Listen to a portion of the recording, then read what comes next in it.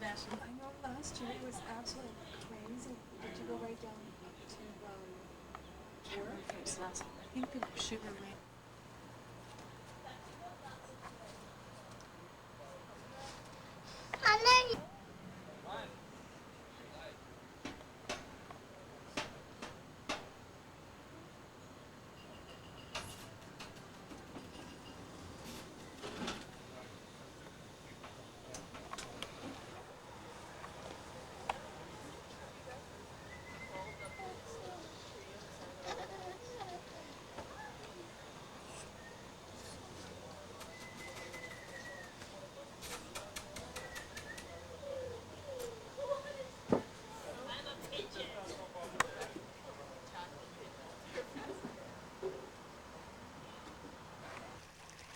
Hello ladies and gentlemen, my name is Darren Skaalrud and I'm one of the two people who will be taking you on this fantastic tour of Sooke's great western shores. And what we're doing is we're starting off our journey here at Ella Road Beach, which is at the far side of Sooke. You have to turn down Ella Road and you're able to come through some private property to access down here. And this is an amazing place because it's the first of many super beaches that we're going to show you in Sooke. So just come along with me for a minute.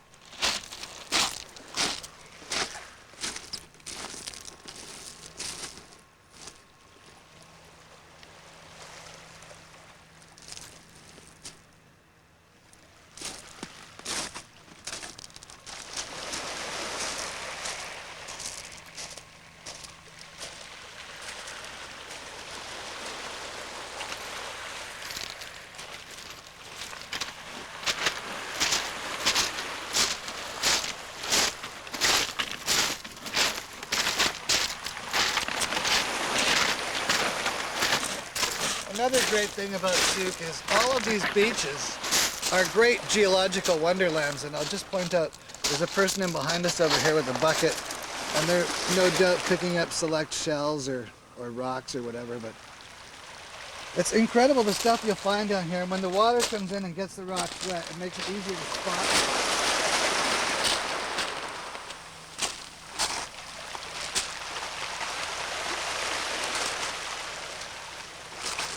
Like here's three really interesting ones here. Check this out. This has got red and black stripes in it. It's quite a nice little piece. This one's got some West Coast jade. And this one has an amazing ring of that green sort of shale that we get here. So yeah, you'll find millions of rocks down here that'll bedazzle you. You know, thousands and thousands of them. You'll never be bored if you're a rock hunter out here in Sooke. But we're going to head out over here onto the breakwater and show you a little bit more about why this place is so great. And when you look at a view like that,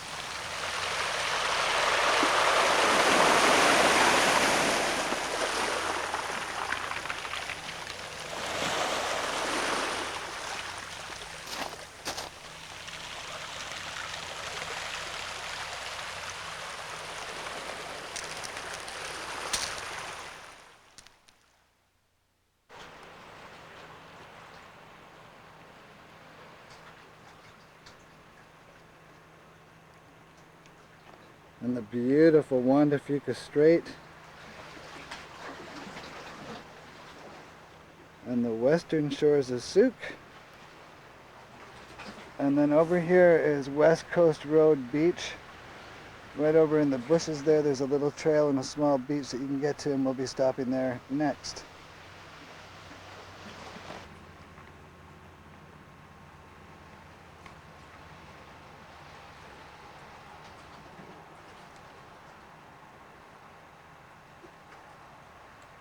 This is a rock crab. It's on here at Ella Road Beach. Oh, there's two of them. There's two of them down there. Well, the image I'm getting is really cool because it's wobbling with the waves. Yeah.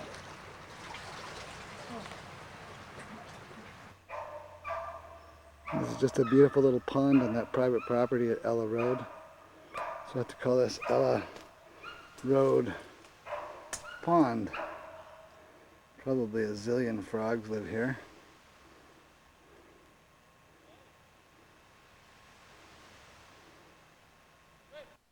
beautiful Ella Road beach over here. Now, you can park your car along the side of the road here and get a nice view of the beach from your car, but if you really want, you can get out and enjoy this really nice beach. In the forested area just back over here, there's a nice trail about 30 feet long that takes you to the beach and also offers some shade on really hot days. And we're gonna move up West Coast Road next to King Creek Beach. So we'll be seeing you there shortly. Before I show you the little adventure we have below our feet, we're going to look down to a little marsh down here. It's kind of a swampy area. And then we're going to head down to the beach across the street here.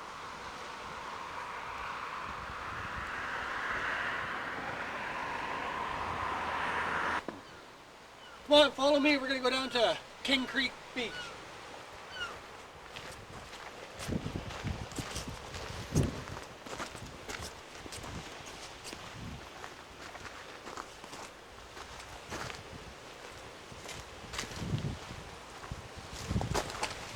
Little steep, but not too bad.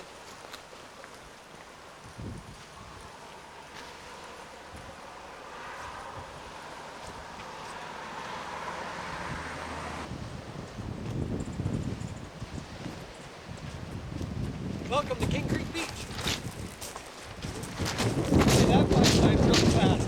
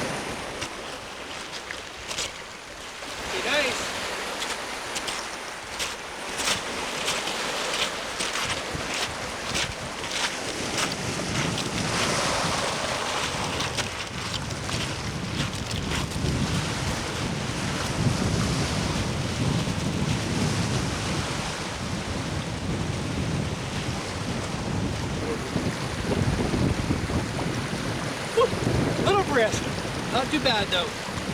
We got our first wildlife sighting in the sense that we found some bear prints here. One right here. One here. Bear tracks. You can see the bear just come right through here.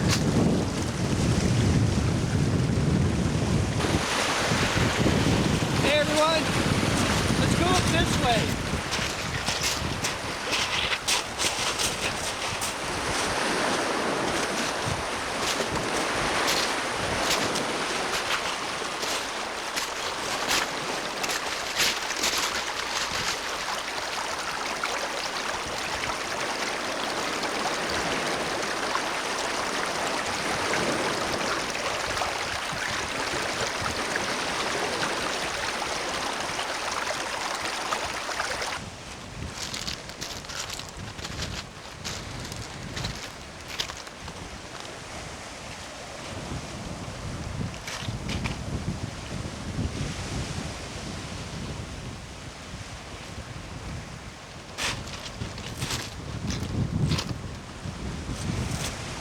And he's got himself a log boat. Unfortunately, the current is a little too strong for this boat, but he's trying to send his boat up the fast-moving stream into the tunnel at King Creek Beach. Got her.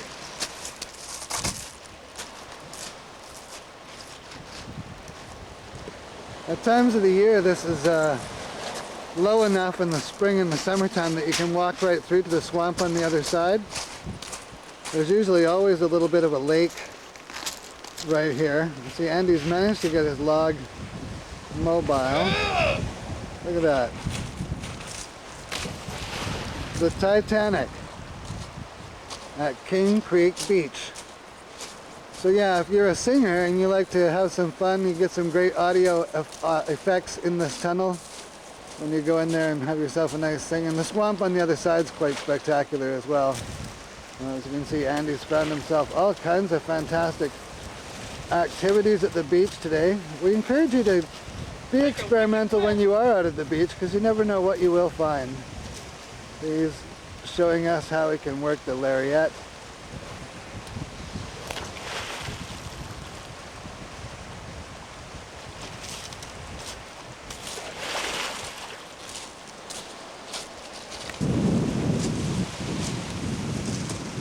More King Creek Beach.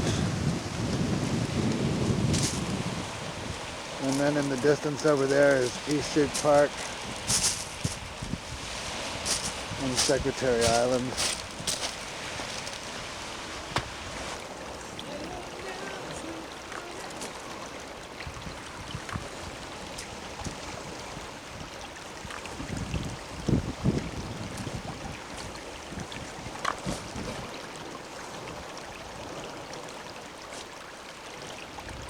Think about it.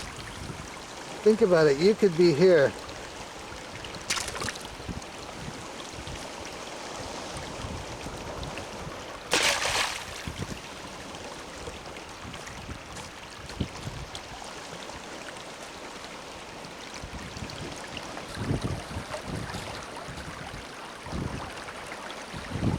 Looking for the perfect candidate for this.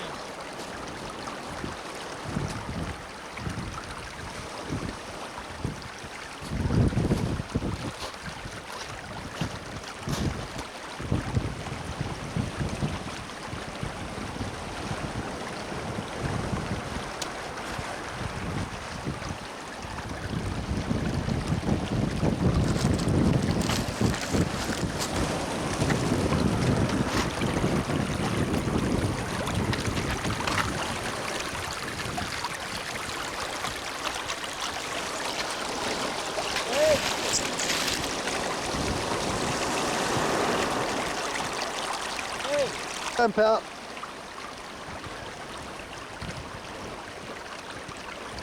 Okay, launch your toy, pal. Bye-bye! Oh, his bark boat bit the dust before it got to the first set of rapids. Oh, no wasting film! Uh-oh.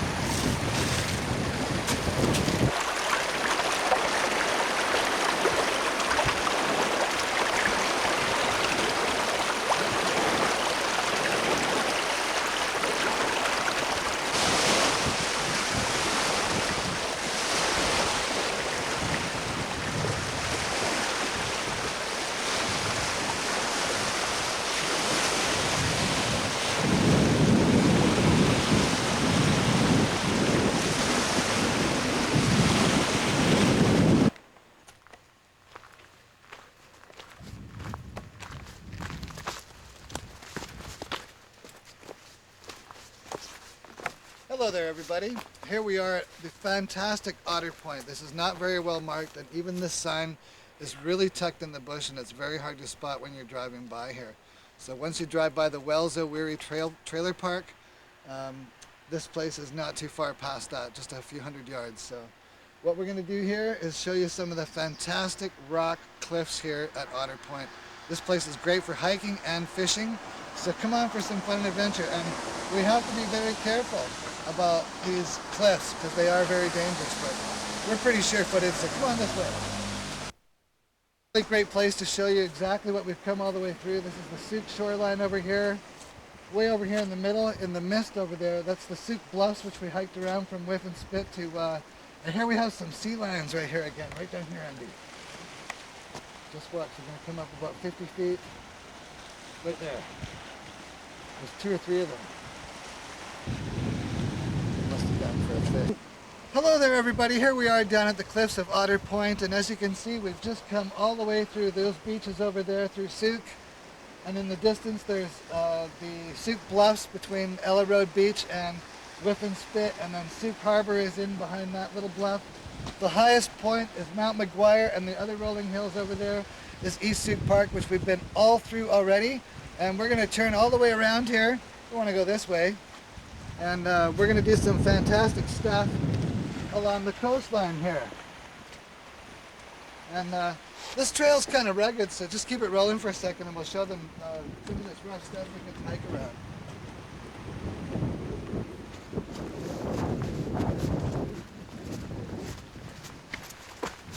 And we must always remember to be very careful when we're climbing around in these areas, because one bad step could bring you down into a canyon like that, and believe me, you're not going to bounce very well. But look at this. You get to go through nice, wet, unstable ground right on the edge. And then some nice little swell stuff. This is kind of like East Sooke Park and some sections of the Waunga Marine Trail. With, again, fantastic views. Just breathtaking. And here we are, right at this wonderful seaside picnic table at Otter Point. What an absolute pleasure this has got to be if you're bringing your family down here for a wonderful lunch experience. You've got these great boats going by. Check out the scenery up here with all the wind-blown bushes and everything. It's just spectacular down here. You've got scattered trails that you can go throughout the whole hillside. You look up close and see the power lines. So we're not very far from the road. And then over in the distance over there is Gordon's Beach, which we'll be going to shortly, and then in the far distance, way over there, is Sheringham Lighthouse. And this is also a spectacular view of the Matterhorn, eh? It gives us a much better idea of what we actually walked around that day. It's quite a massive piece of land. This is a great place to come fishing. A lot of guys bring their fishing rods and just fish right off the rocks here for salmon. Oh yeah. And some absolutely huge fish have been brought in off the rocks here. 40, 50 pound salmon right on the rocks. Imagine that. Because it's so deep here. Come look at the color in the water.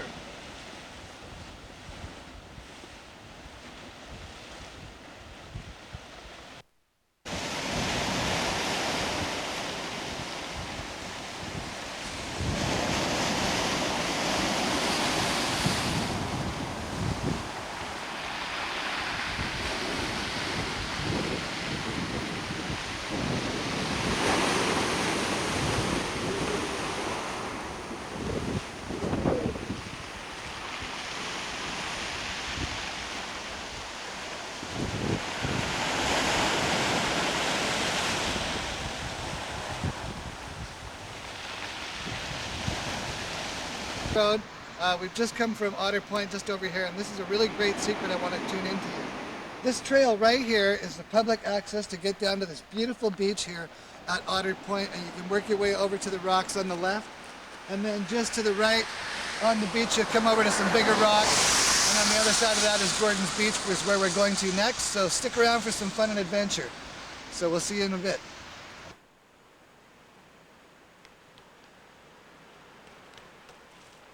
Welcome to Gordon Beach, everybody. Just across the street, there's no signs to let you know, so you just have to beware. Keep your eye.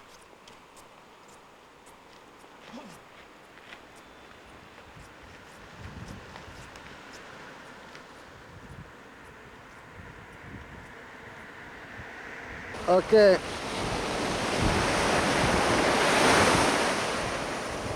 Hey everyone, welcome to Gordon's Beach. Probably can't hear me very well, so I'll get a little closer. This is Gordon's Beach.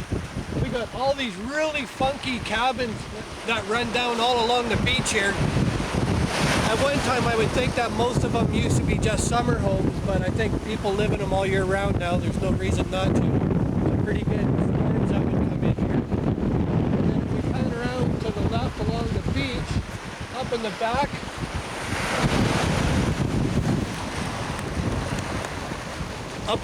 we have the Matterhorn, and then it comes down to the left, and there's a cabin up there, and then it follows right down to the coastline, and it takes us right down to Sheringham Point Lighthouse.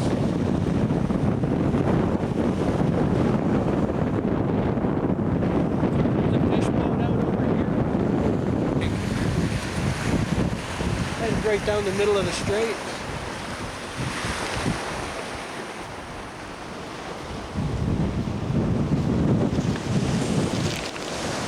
Are you okay? What's your feet?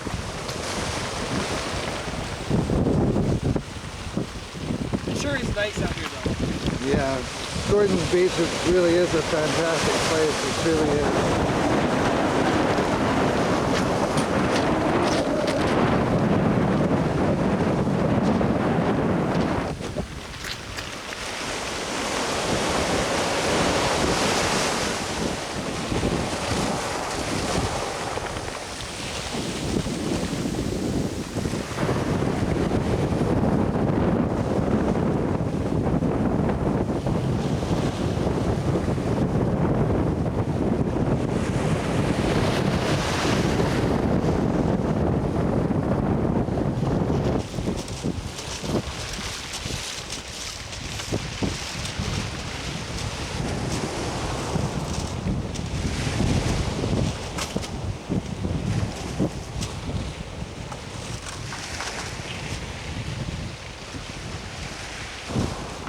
Fun at the beach.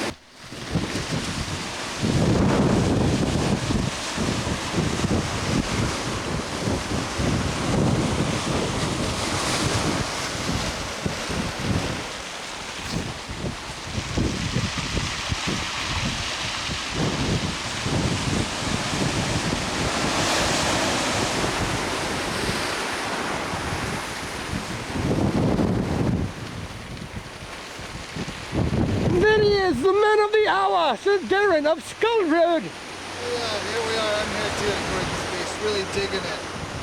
This place is fantastic. Look at the color in the water here. I know, it's absolutely gorgeous. This is a watercolor painting. Eat your heart out, Hawaii. Water may be colder, but nothing compares to this fresh, clean air. Nothing kills it. No. Now that Matterhorn, we've walked around that entire gigantic hill. If you can see where that dip is there, like the horseshoe in between that little hump there.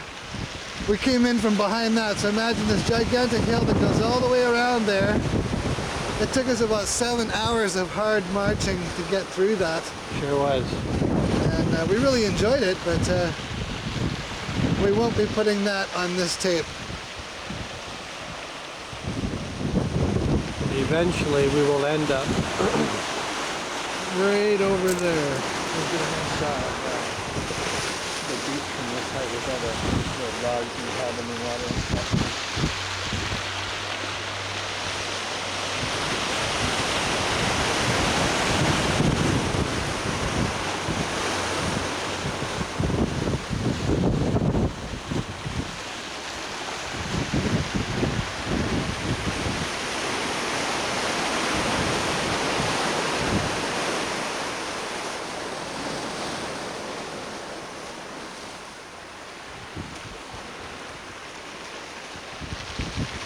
Now, is this paradise or what?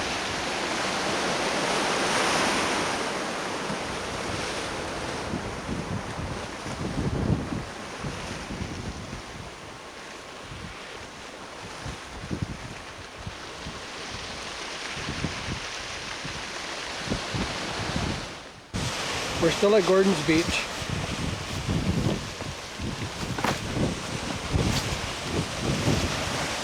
Some of these little funky potholes here. Little rocks in them. Never know, there might be a little bullhead struggling to survive in there.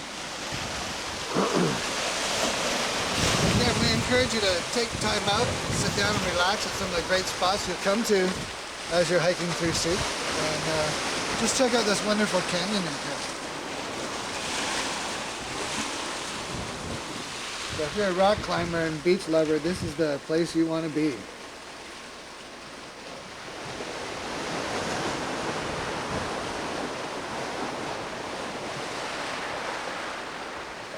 And once you get up on top of the high rock up here, this is the other beach that you can hike down to. As you can see, Sooke is filled with wonderful, rugged, spectacular coastline, and the sound of the surf is always very soothing.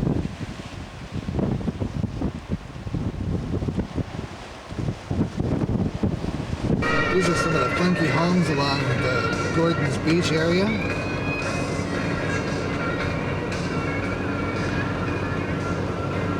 Really, really funky places, definitely.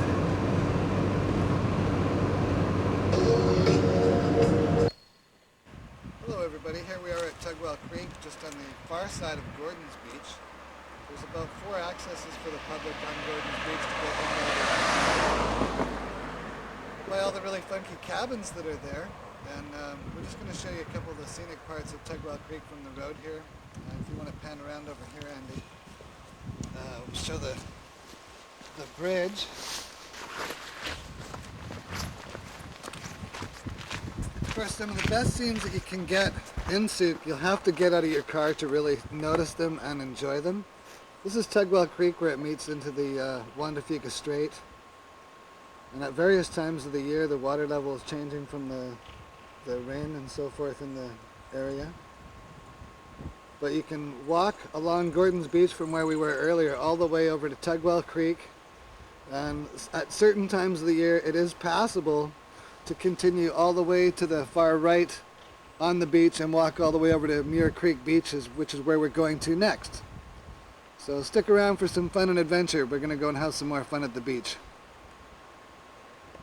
Hey everybody, I'm just kind of hanging around in Sooke, trying to have some more fun and adventure. Darren and Andy style, you know. Here I am, I'm under Tugwell Creek Beach, and I'm just hanging around, looking to have a little bit of fun. We're going to go up the creek. Hopefully we won't get in too much trouble going up the creek today.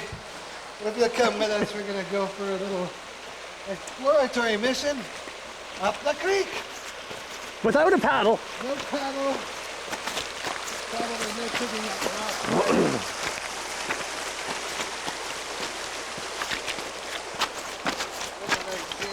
Submerged tree in the earth. Yeah, that's what it is. Yeah.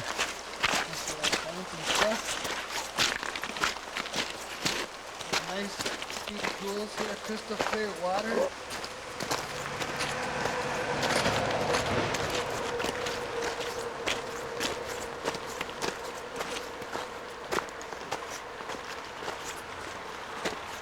We're tracking an otter. Come up here fresh today, most likely. We've seen his tracks from the bridge and left of the fire.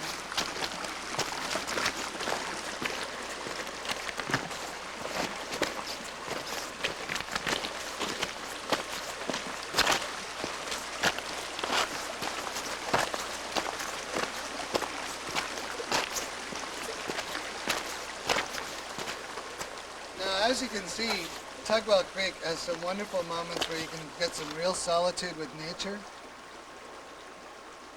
At this time of the year, if you had your little rubber raft or canoe, you could launch right here and go for a really wonderful paddle up this pool. I have no idea how long it is. But doesn't that look absolutely wonderful?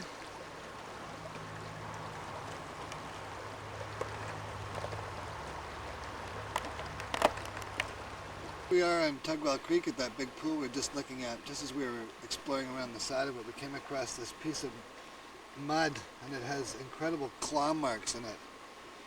We're gathering this is probably from a young bear, and it's quite unique because we don't often find pieces of dirt like this where you get a track. It's kind of out of place, as you can see here, and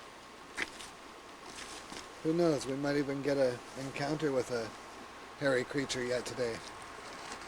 So let's just go and explore some more and see what this wonderful creek has got to offer. Tipping another rock here at Tugwell Creek. First take. Okay, a 3-ringer. Okay, let's go have some fun. Might as well kill it. Yeah.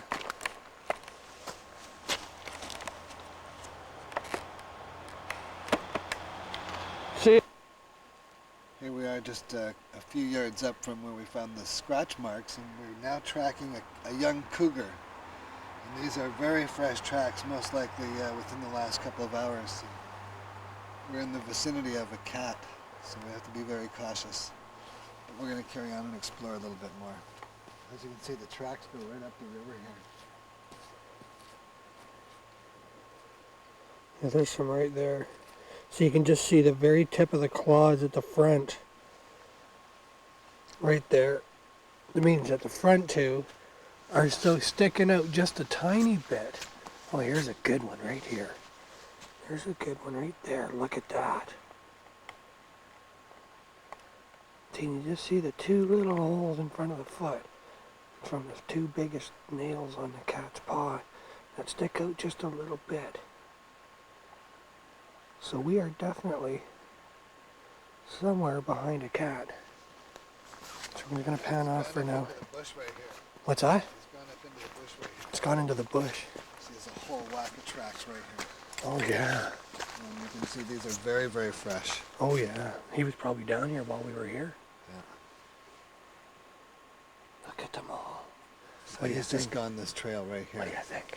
I think we're better off if we stand there. Let's go get him. Well, here we are on Tugwell Creek, and now we have the otter tracks that brought us down to the riverbed here. So as you can see, these remote rivers have a lot of activity.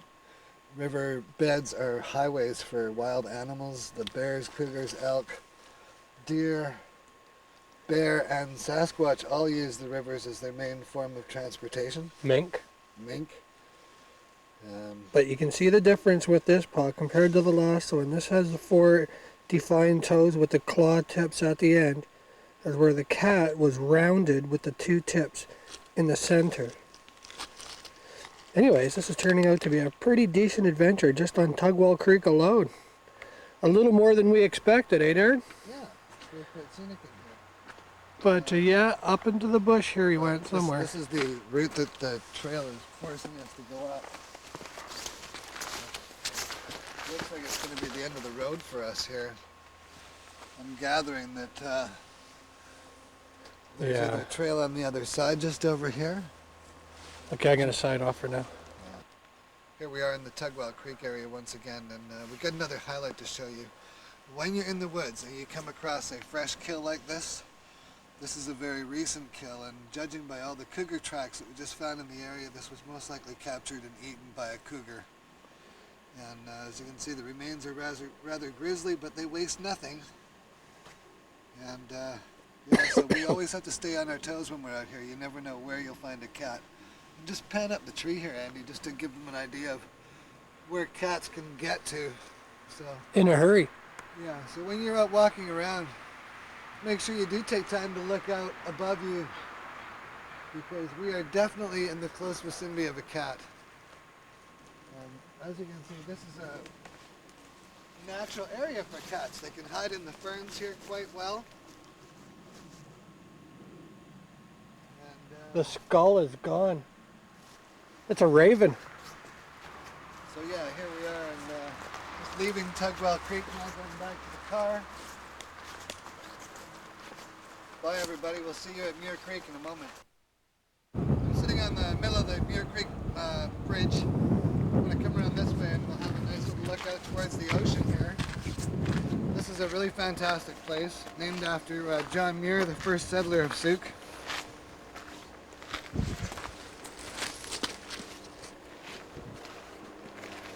And we are going to go on an adventure out to the river mouth and around to the right.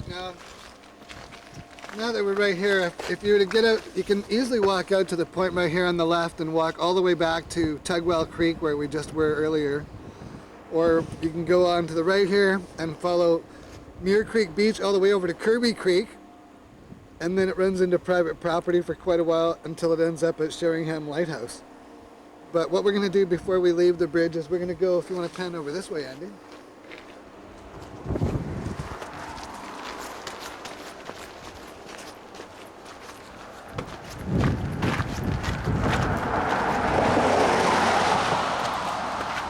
There's a really nice riverside trail here that takes us just up around the river bend from what we're looking at right here, and we're going to go and do that right now as a little side trip before we take you to the beach. So we're going to go and explore some of the beautiful parts of Muir Creek, and who knows what we'll find on this river.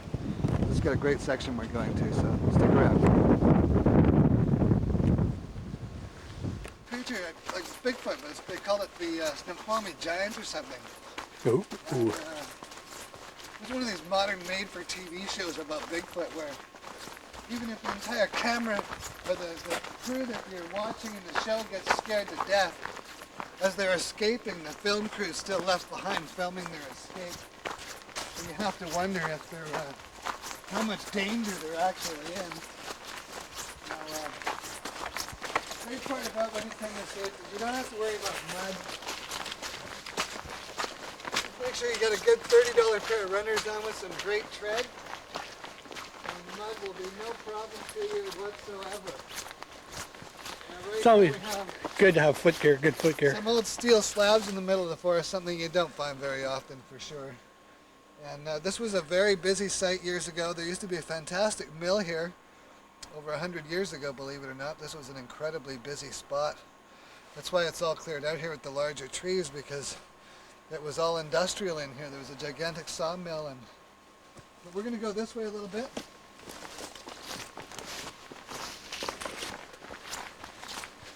As you can see in Sooke, when you're out on these wilderness walks, they are very remote, so you have to be very well supplied with all you'll need, all your food, your water. This is now like the John Muir River campsite or picnic ground. Place to bring the family with all kinds of spectacular scenes. Look at the color in the water here. I know.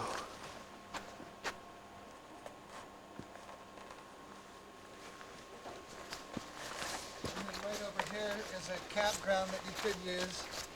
But they don't promote camping in this area anymore, so don't be flocking here and expecting to have a gigantic campground open to you. We'll try and keep it as well kept as possible.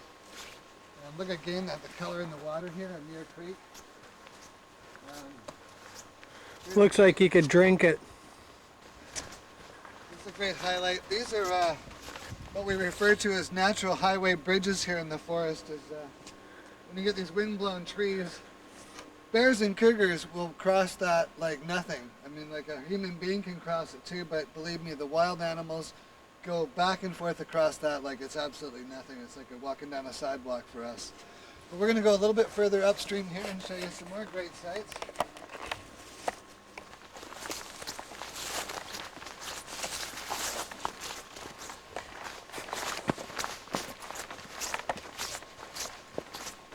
Fantastic sights to be seen. That's the bypass route, but that's the easy route. We want to show you some shiny stuff here. This is bracket fungus that grows on fallen and erect dead trees. Comes up from a fungus core that's deep inside the center of the tree and bursts out wherever it can. These grow to various sizes, and many people, like myself, take certain pieces of these and take them home, clean them up, and create wonderful works of art with them. Although we're not taking any, I'd never take any from a trail that can be seen for other people. So we are going to go on a little adventure this way. We love to have a little bit of a workout when we're in the forest, so There was an easy bypass route there. Bye-bye, everyone.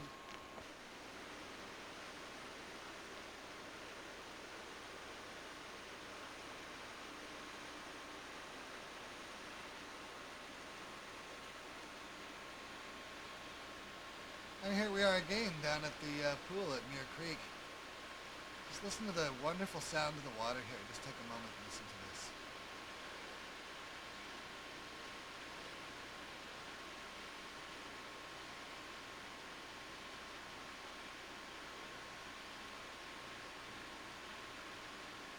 And we're going to take in a little bit more of a walk this way.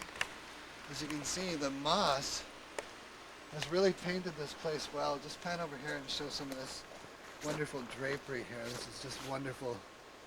The forest is just filled with mystical angles of branches and trees.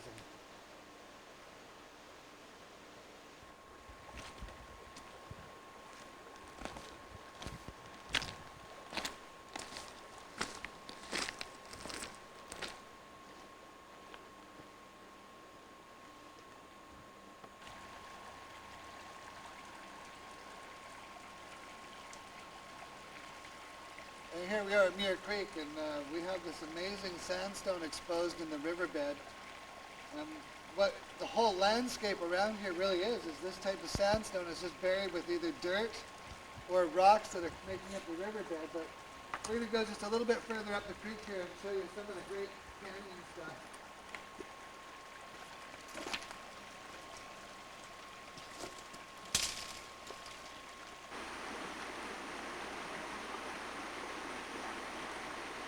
The upper end of Muir Creek Beach. Great place to bring your canoe or paddle boat. A little bit of portaging.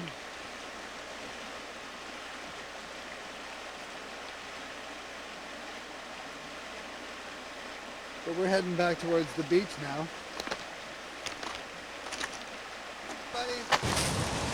Hello there, here we are at Muir Creek Beach. This is the river for Muir Creek meets the ocean at the Wandatika Strait. And as we pan over, we get to see all the beaches we were just at. There's Gordon's Beach, both sides of it, and then that furthest point is Otter Point. And what we're going to do is we're going to walk around to the west over here. Listen to the sound of that wonderful surf. So yeah, we're going to go check out some really good stuff we know about just down here. So we'll see you in a little bit.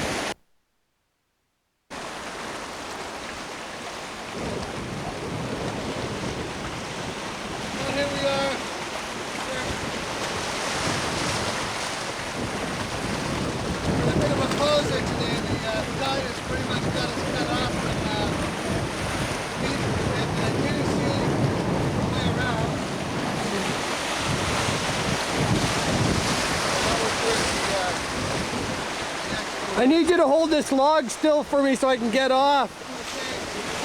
Okay. Hold it now.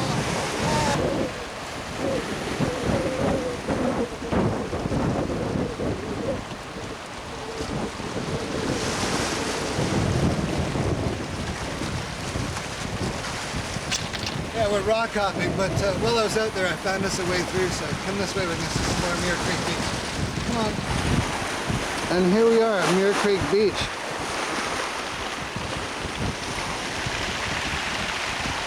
And then Sheringham Point with the lighthouse is out that way. And we're going to go a little further down the beach. So here we are at Muir Creek looking at some of the fantastic fossils that are in the rocks. So you see there's some really amazing spots of sandstone where the shells are. This other gigantic section. Andy, you want to walk in front of that and give it some scale there? So this is a giant slab of sandstone that's come off the cliff from up there. And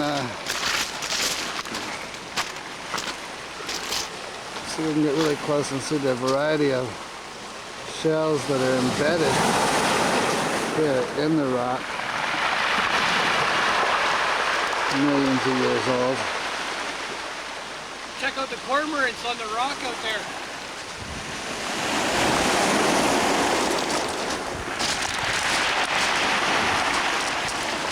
Here we have some cormorants at rest at Muir Creek Beach. A whole flock of well-rested birds, more incoming. And Muir Creek Beach itself got these fantastic cliffs here. And we're going to go explore a little bit further.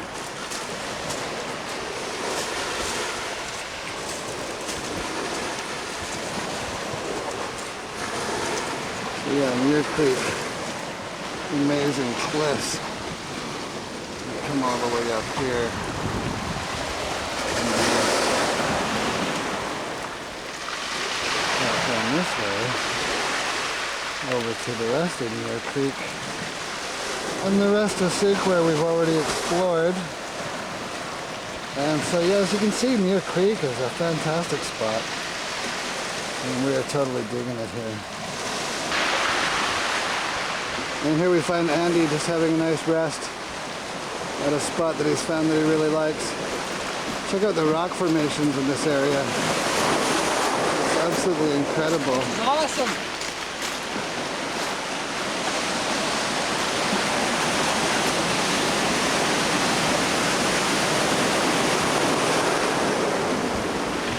Tide's coming in really fast.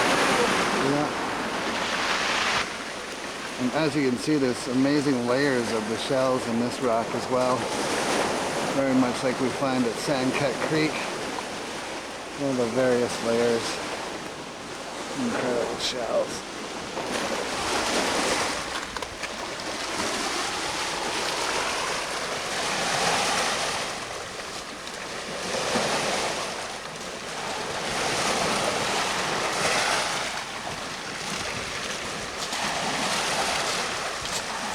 Oh, sorry, 2 thumbs up. All right.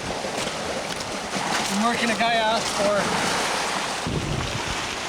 So here we are again at Muir Creek on some of the fantastic sandstone rocks. And it's fun to check this area out because even though the tide's coming in right now, this is what we call a weatherstone, where it's been so blown away by the winds and the waves. We got these amazing bruise scars in the rock. Now focus in, have a look at all this. That was close. Hopefully we won't get washed out to sea here. But hang on, I'm just coming around the back over these little rocks over here with the phosphorus.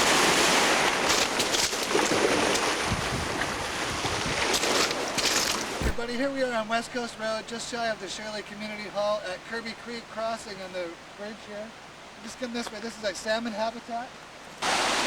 And here we are at Kirby Creek looking upstream. And you can see by this washout here, some of the incredible storms that have come here have eaten away the entire hillside.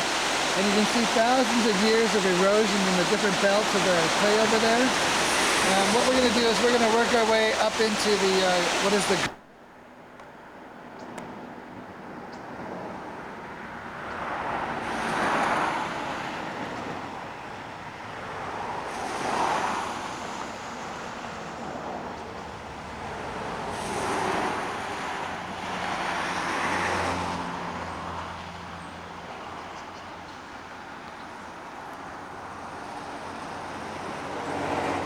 Hello there everybody, how you doing? Here we are in Shirley at the Shirley Community Hall, and this is their community picnic area, so come on over this way.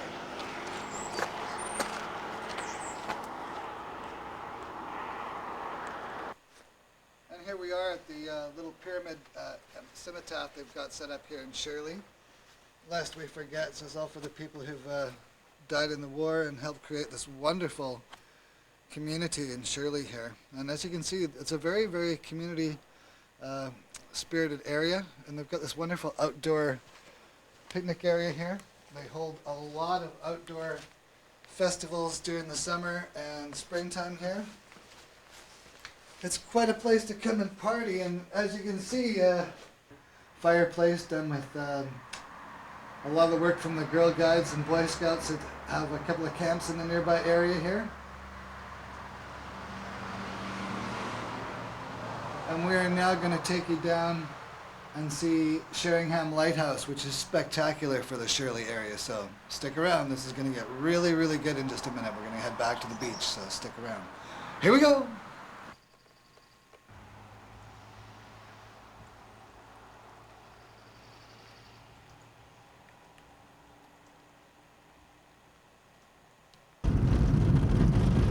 We're heading down Shering Point Road towards Sheringham Lighthouse. And as you can see, it's pretty much a one-lane road. Kind of fun in places, though.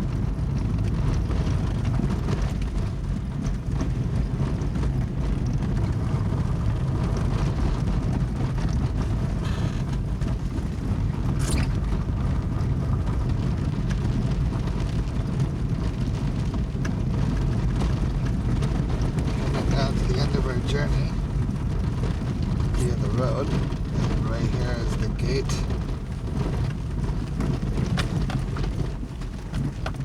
Sheringham Lighthouse. It's just beginning to rain a little bit, but it's a very mild shower today. This is a spectacular lighthouse, the only one that you can actually hike to in the area, in the Sooke region. And if we go through the fence over here, there's an opening and a trail that takes you right down to the front, which we'll show you. And then what we're going to do after we show you the lighthouse in a close-up is we're going to go to the back of the property over here in the direction we're facing, to the very back side, and look at this gigantic monolith of a rock that's hanging over the cliff on the other side of the property here. So come on this way for some fun and adventure, folks. It's going to clear up in a minute, so it's just a little bit of a sprinkle. Don't worry about it. It happens like this once in a while. But here we go, off to the lighthouse.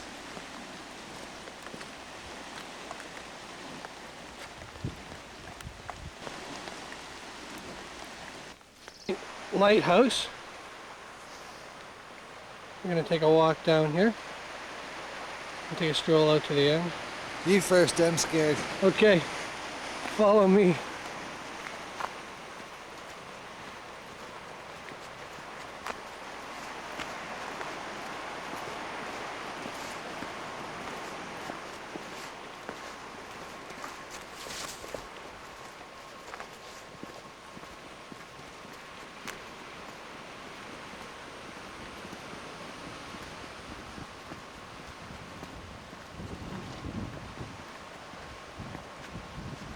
Quite the little walkway. It's about 100 feet long.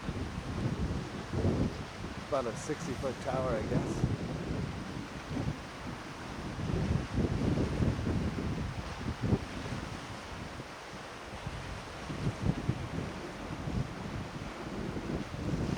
Feels like snow. It does feel like snow. Look at the clouds behind the tower. It's down on the water with snow.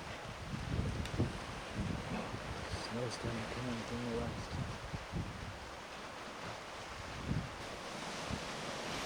And way in the distance is East Sooke Park.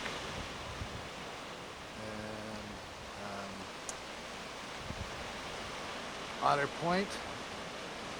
Gordon's Beach. That's way down here.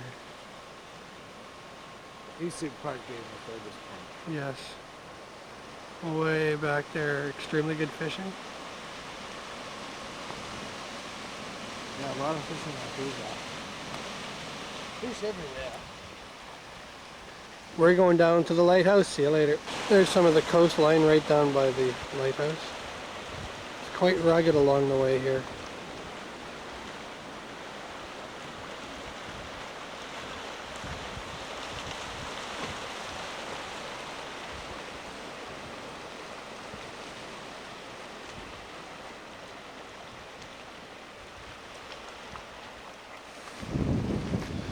Look at the lighthouse here.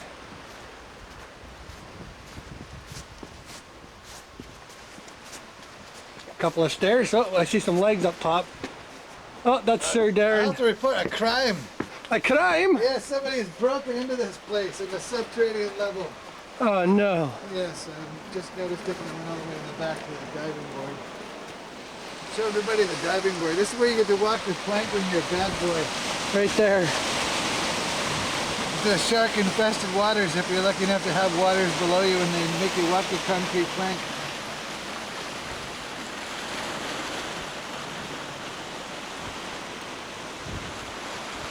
Actually, what they did is they docked the Coast Guard ship right out here, and they used the crane on board the ship to carry the supplies over to the landing pad down here. And the ship would be just offshore about 100 feet. And they're just carrying all the supplies in. Great fishing down here too. Look at this, I want to report a crime. This is for... We're trying to find... Just your regular kind of narrating kind of guy at this moment. The hillbilly guy's just kind of got overpaid and he didn't want to come with us anymore. Okay, let's go down this way then. Just follow me. Follow the yellow-green road. Follow the wind by holding up a piece of grass. Not that that helps, but we hold the grass up anyway. We celebrate grass in our hearts. All different kinds, wild and unwild. We've been down here before.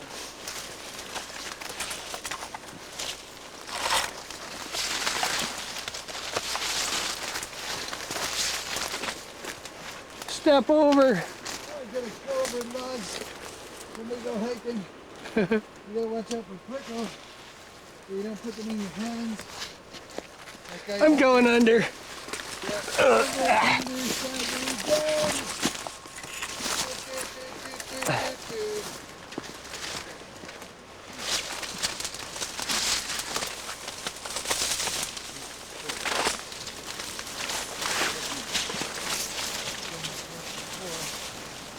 Birmingham Point Lighthouse with this huge monolith of a rock in the center. Just going to zoom in on it a bit here.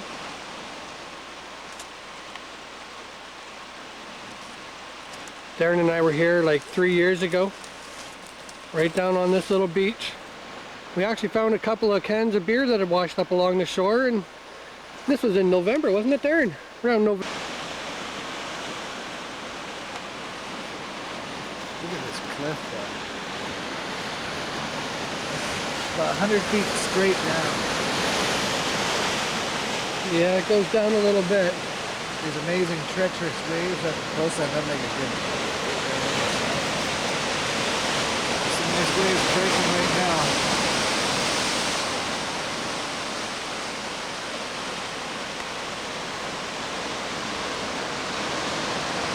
Straight to Juan de Fuca, going up the west coast.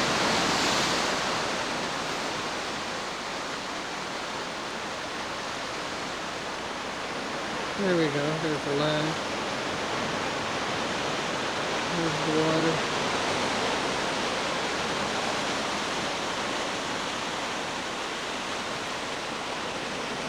Turn at Albuquerque here. Wrong turn. The neighborhood of Shirley's trail access to French Beach, so I'm gonna take you down here and show you a little bit of the beach.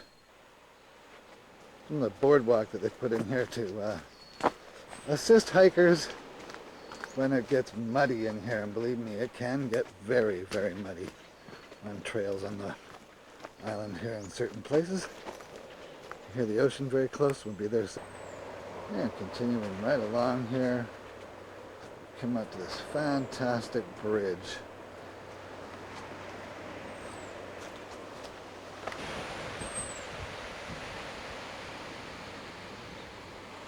French Beach.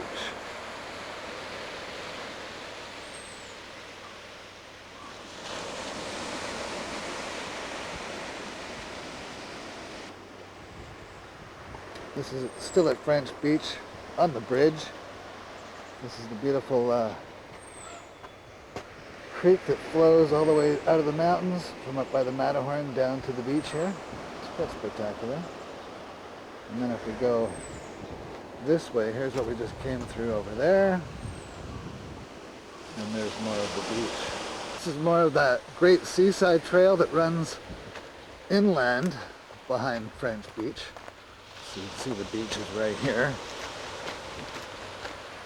And they have a couple of outhouses right here for your convenience, of course. And then just imagine taking a nice walk along here like this.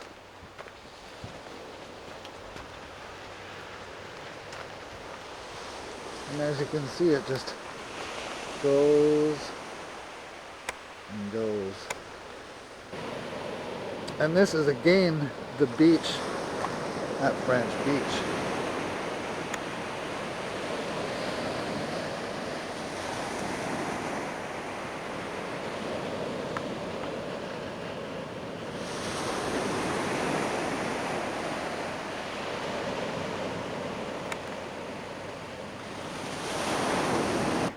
So again, the bridge at French Beach down the far east end of the beach. And what I'm going to do now is go out around the point a bit.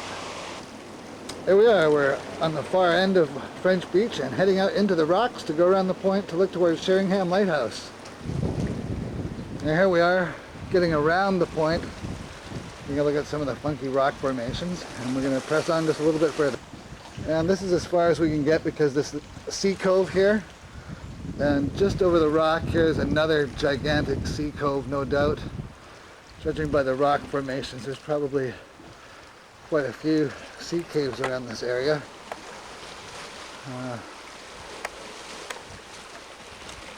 A little bit more detail of what we're looking at here.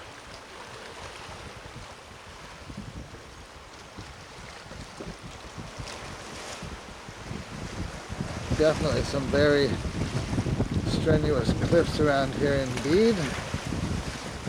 And here is our wonderful ocean. So this is French Beach concluded on the eastern side. And today is very foggy. And we're going to check out the rest of it on the far west side of French Beach shortly. So this is what you have to climb through to get over here. And you can only get here at the low tide because when the tide comes in, you're cut off from getting over here. So we'll see you in short. This is looking into one of the tide pools here at French Beach. This here is a sea anemone. And they're very, very beautiful creatures. They change their formations into amazing displays. There's a bunch of mussel shells growing on the rocks here, like barnacles. And if I just swoop over here, this really nice display of mussel shells and gooseneck barnacles. Or gooseneck mussels, sorry. This is another wonderful sea anemone. Absolutely breathtaking.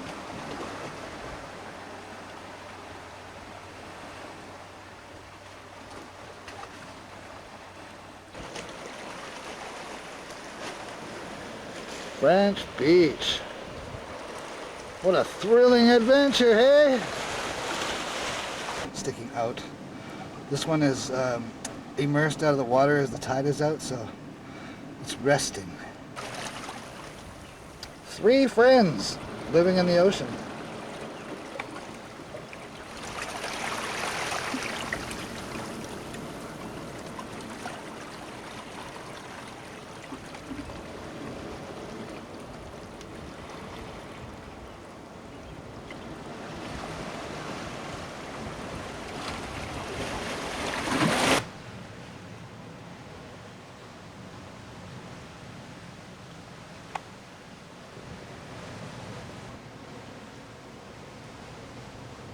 Different colors of anemones around here. Beautiful different colored backgrounds. And back out of the trail at French Beach. And what a marvelous walk that was this morning. If only I could start every day that way. It would just be so awesome. And then here's my van, and then this is heading out into the neighborhood of Shirley.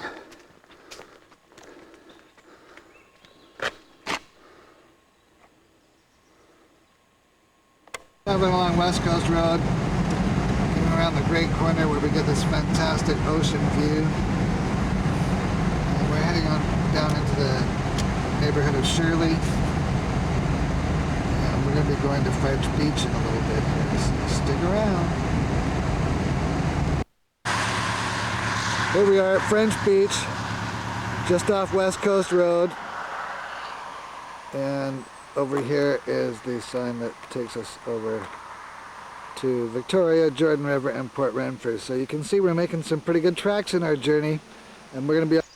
Hello there everybody, welcome to French Beach. We are here early enough to have the whole beach to ourselves, and we have been traveling out of Sooke along West Coast Road, and we're now right about here, and we're going to go down to French Beach, and we have a wonderful campground here. You can see there's lots of great campsites. We're at the parking lot, and we're going to take the main trail down to the beach and show you some of the fantastic sights. As you can see, there's trails that run all the way along most of the beach inside the tree line, or you can also walk along the beach at low tide. It's going to be high tide when we get down there, but come on this way for some fun and adventure in French Beach.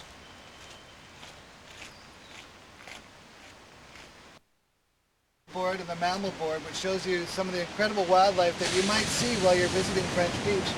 Here we have the minke whale, the killer whale, the harbor porpoise, the Pacific seal, stellar sea lions, and the California sea lion.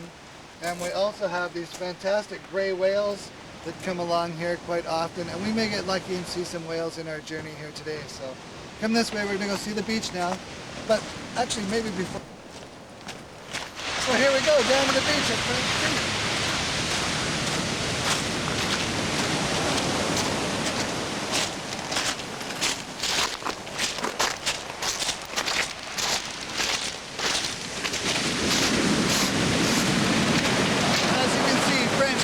Absolutely spectacular with this fantastic surf.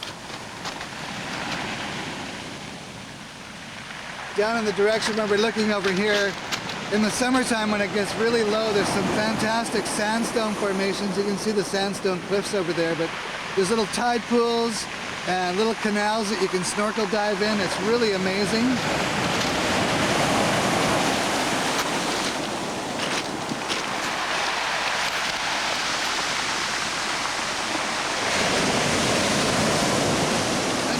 This way, this tree's been here for about 15 years, wedged in the beach, and it's quite a mainstay of a main sort of visual point on the beach when you're exploring.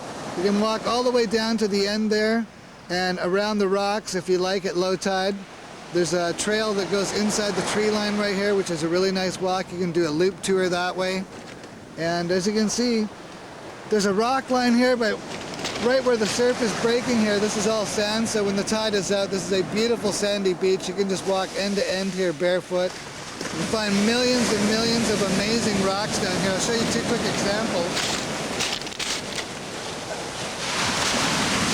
Look at this spectacular stuff. It gives you an idea of the amazing geological history around here. And these are just two rocks I randomly picked up. I mean, we could spend hours pulling out amazing different styles of rocks out of this beach if we wanted to. But yeah, come on down to French Beach. It's a gas. It really is. Having a good time here. I don't know whether to keep this rock or send it back. I'm gonna leave it here.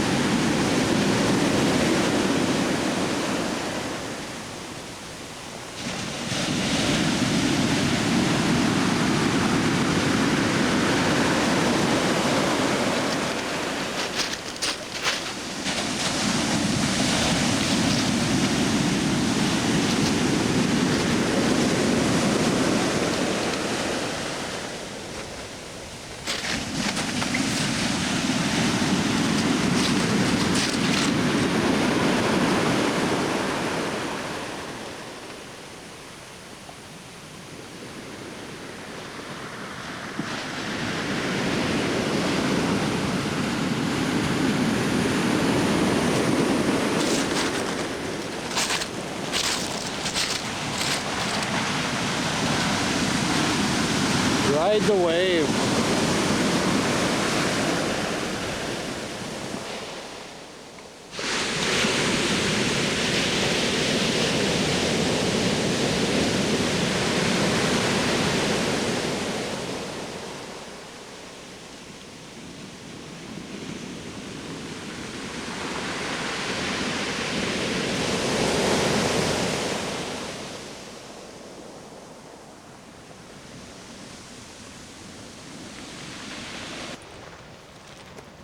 Hello there, we're along the Oceanside Trail that comes just through the tree line here.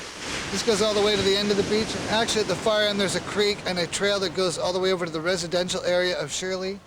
And you can walk back along the beach either way. You can take the trail to the beach or the beach and then come back on the trail. It's a really nice walk. And we're... Oh, well, you know, we're decided to spend a little bit more time at French Beach. Trying to give you the roundabout tour. Feel yourself today.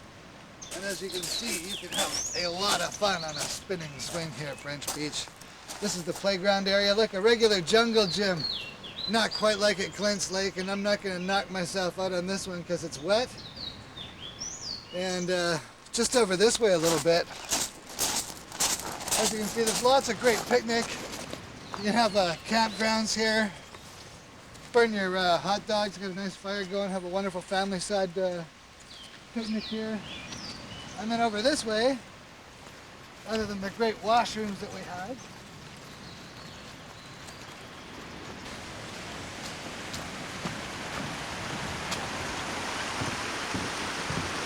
it's very tranquil here, and at this time of the year you get the wonderful sound of the running creeks. It's nice and deep at this time of the year. And then over here, Look at these picnic sites. could you imagine just coming here and spending the whole day, letting your kids run wild? Check this house out.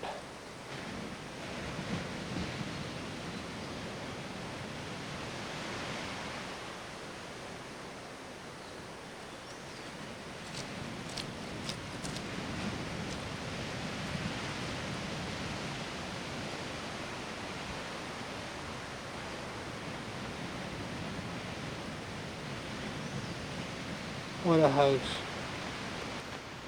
And as you can see, this is a great area where your kids can just run wild, where you can keep a good eye on them. There's trails that go all the way up into the group camping area way over here. Trails all through this side of the beach in the forest here. And then just a little bit more of the picnic area. Beach Provincial Park group campsite. And I'm going to go down and access through here to the beach. So I'll see you in a minute at the water. And here we are down the west side of French Beach. And we're going to go this way now.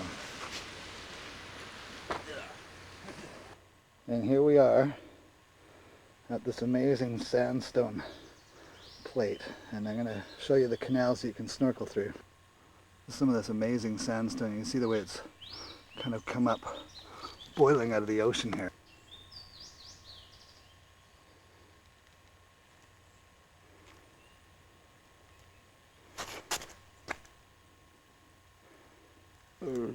Oh, excuse me. Oh, that went to Canada Dry. Some more potholes. This place is very, very interesting kind of moonscape here. It's just breathtaking in this area. And the tide is out. This is the beginning of the area where you can imagine when the water's in here, you could snorkel right along this amazing cliff right here. Look at the detail here. This is just like Botanical Beach. There's some really funky rock here indeed. Look at this. Holes that go right through the rocks.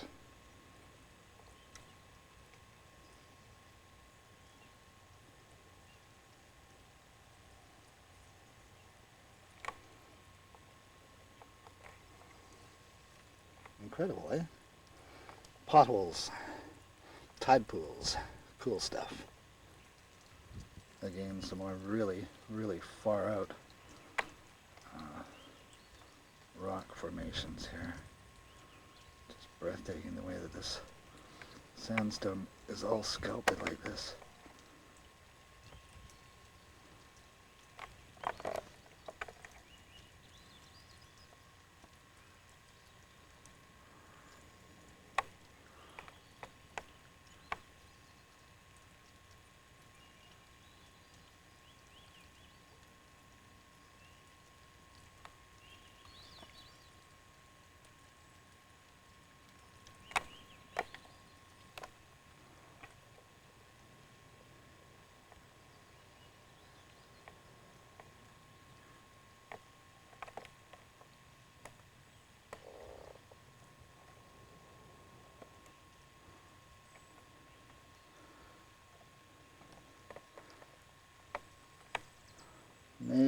detail in the rock here.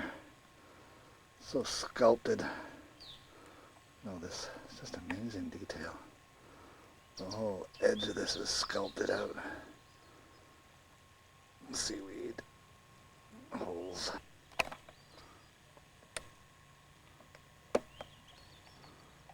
Really funky rock formations. This is the one that goes right through the rock here.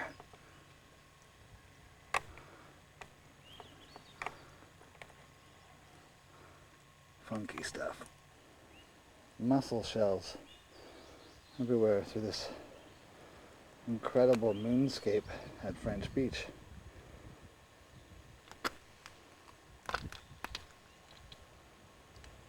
We have a visitor sneaking up on. Imagine this underwater, all of it, and you can swim through these little canals here. You see right there? Goes around the rock, right there. Again, imagine all this underwater, and you could be snorkeling around all of this. This is a little creek that spills out down onto French Beach. And again, here's an area where you'd have incredible snorkel tunnels around here when the water was in. And then down here we also have some really cool weather stones, holy stones. One of the really nice tide pools here.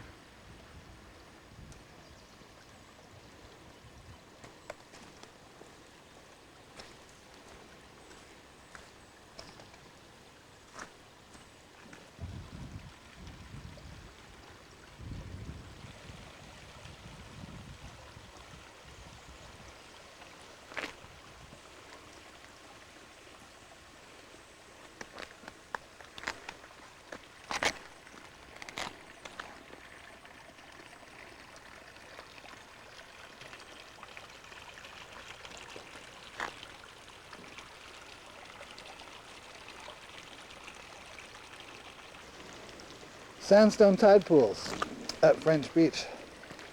Amazing different sizes. And again, they're everywhere. Different types of ponds. Which is really cool to have tide pools in the sandstone like this.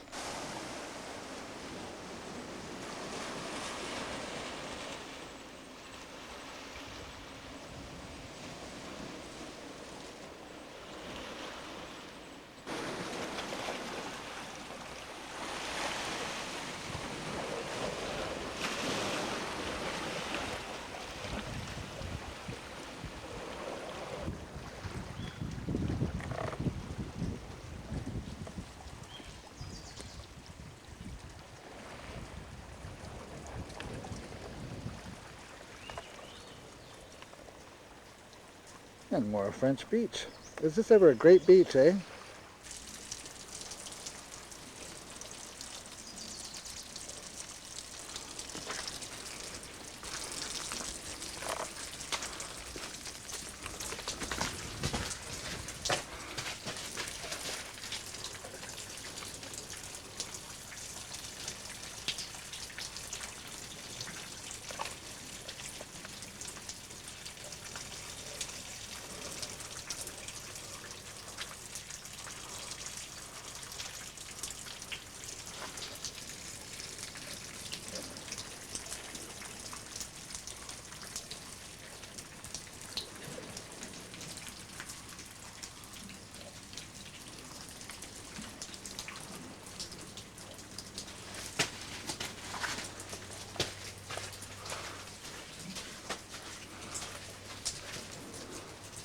Check out the detail under here. Absolutely breathtaking.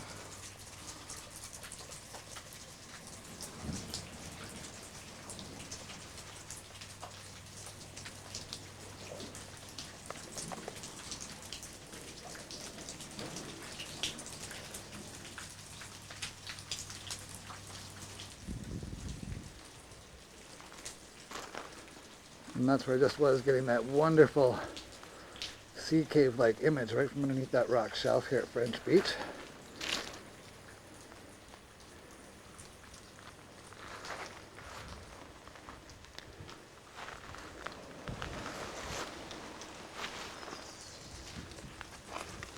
And then we have this really cool sea cave right here, which we can enter. This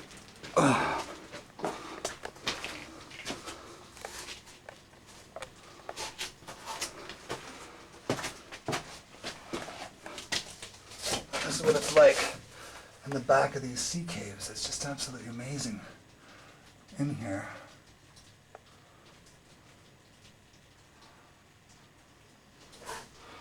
The detail in the rocks down in here. And then for the incredible cave view. Look at that. Awesome or what?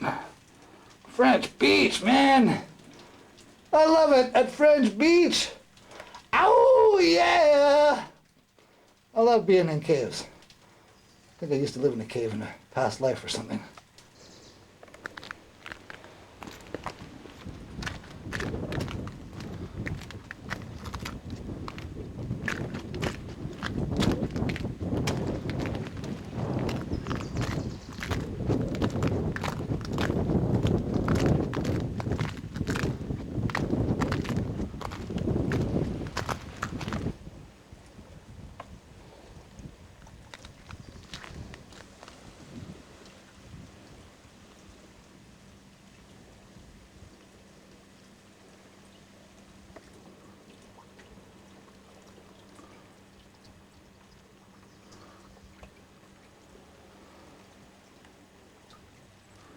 I think I've definitely just walked into Mussel Island here.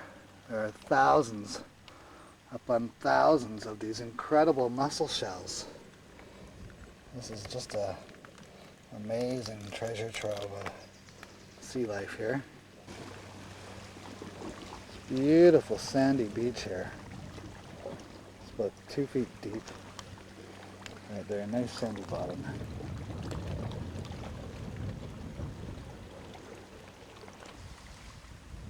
Just walking around these rocks, I came across this incredibly beautifully sculpted area here, which is just incredible. Detail here is unbelievable.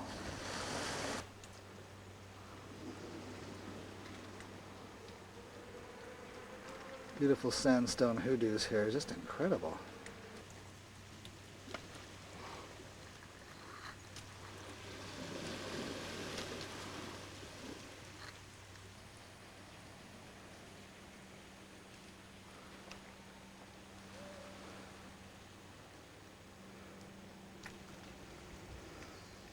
French Beach.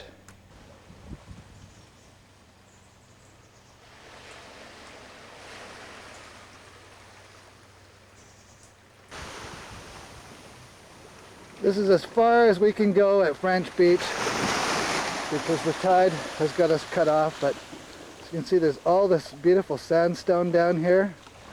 A couple of sea caves down along the beach.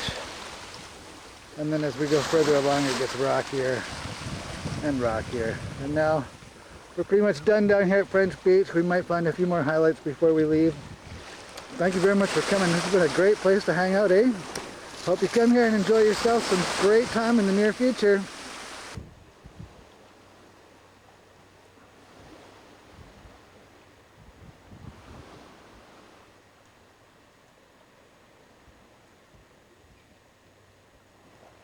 Detail in here. We're going to have to take the backlight off of it. Yeah. But this is all seashells in there. Thousands of them. And this little wall here too.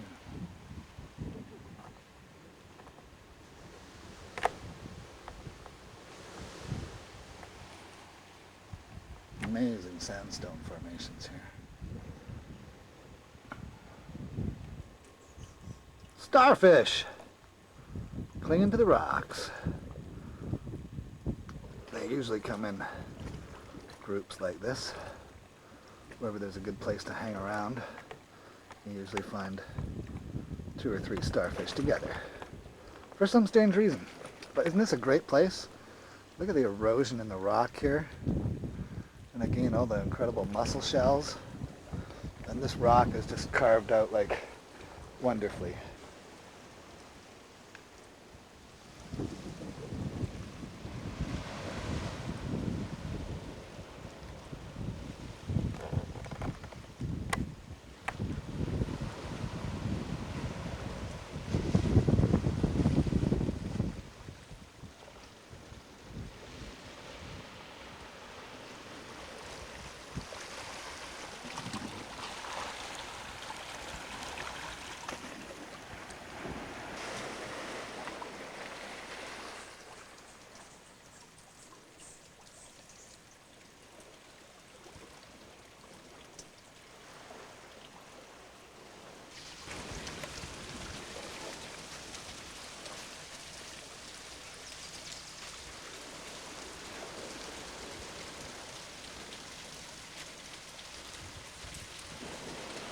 breathtaking landscape. I just love this flowstone. It's just amazing the way it meets the ocean.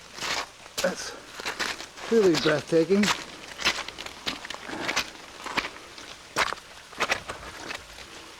We make our way up to this unknown waterfall.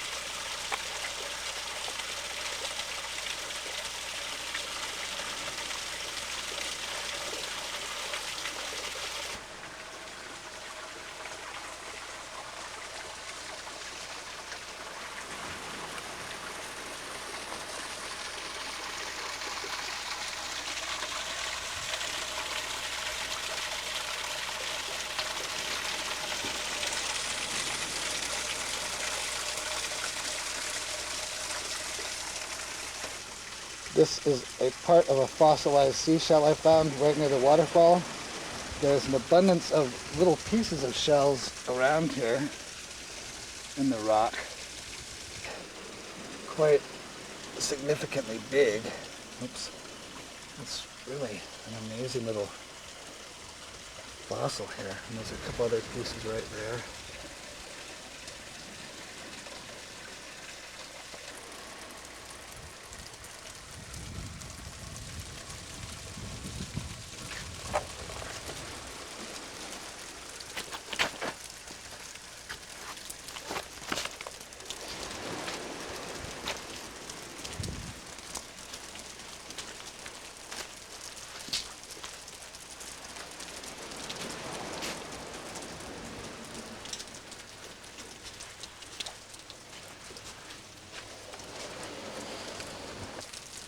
Here again is another fossilized seashell. That cliff is really breathtaking.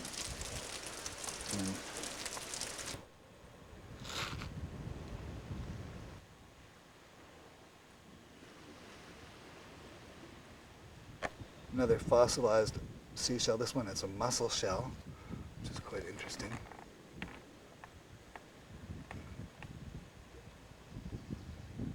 Embedded right in the rock. Again, some really cool seashell.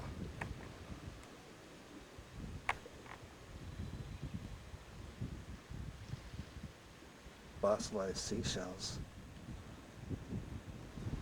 And this is a really good one right here. Check this out.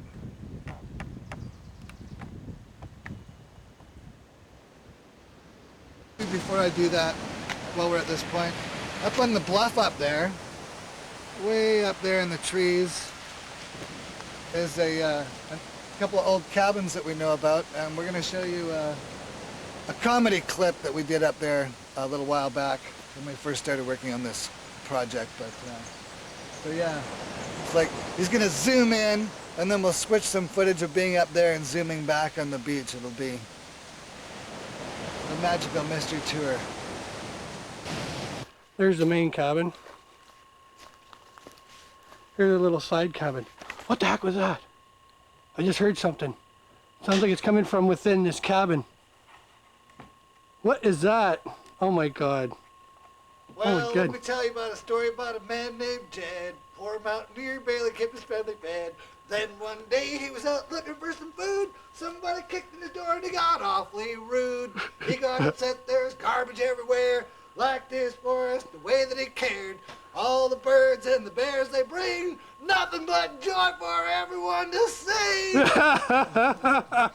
Don't know what I'm singing, but it don't really matter, 'cause I got a view that goes all the way to the United States, if it matters. I got trees and I got my wooden home. I don't even have to pay land taxes to live here.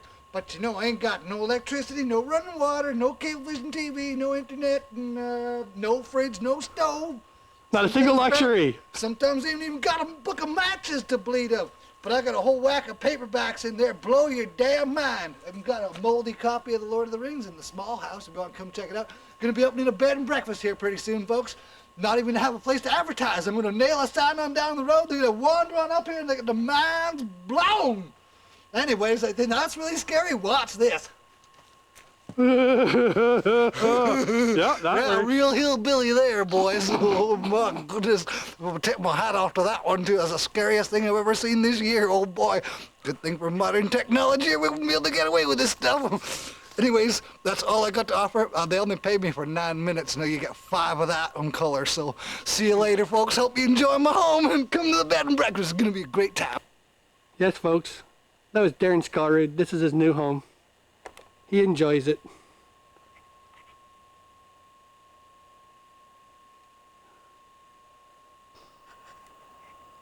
And that's French Beach down in below there.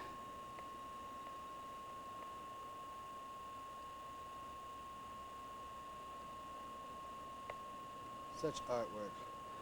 That it is. We're quite a ways up here, as you can tell. Goes forever.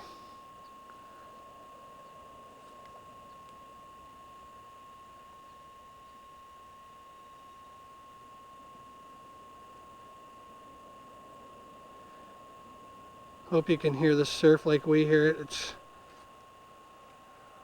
quite noticeable.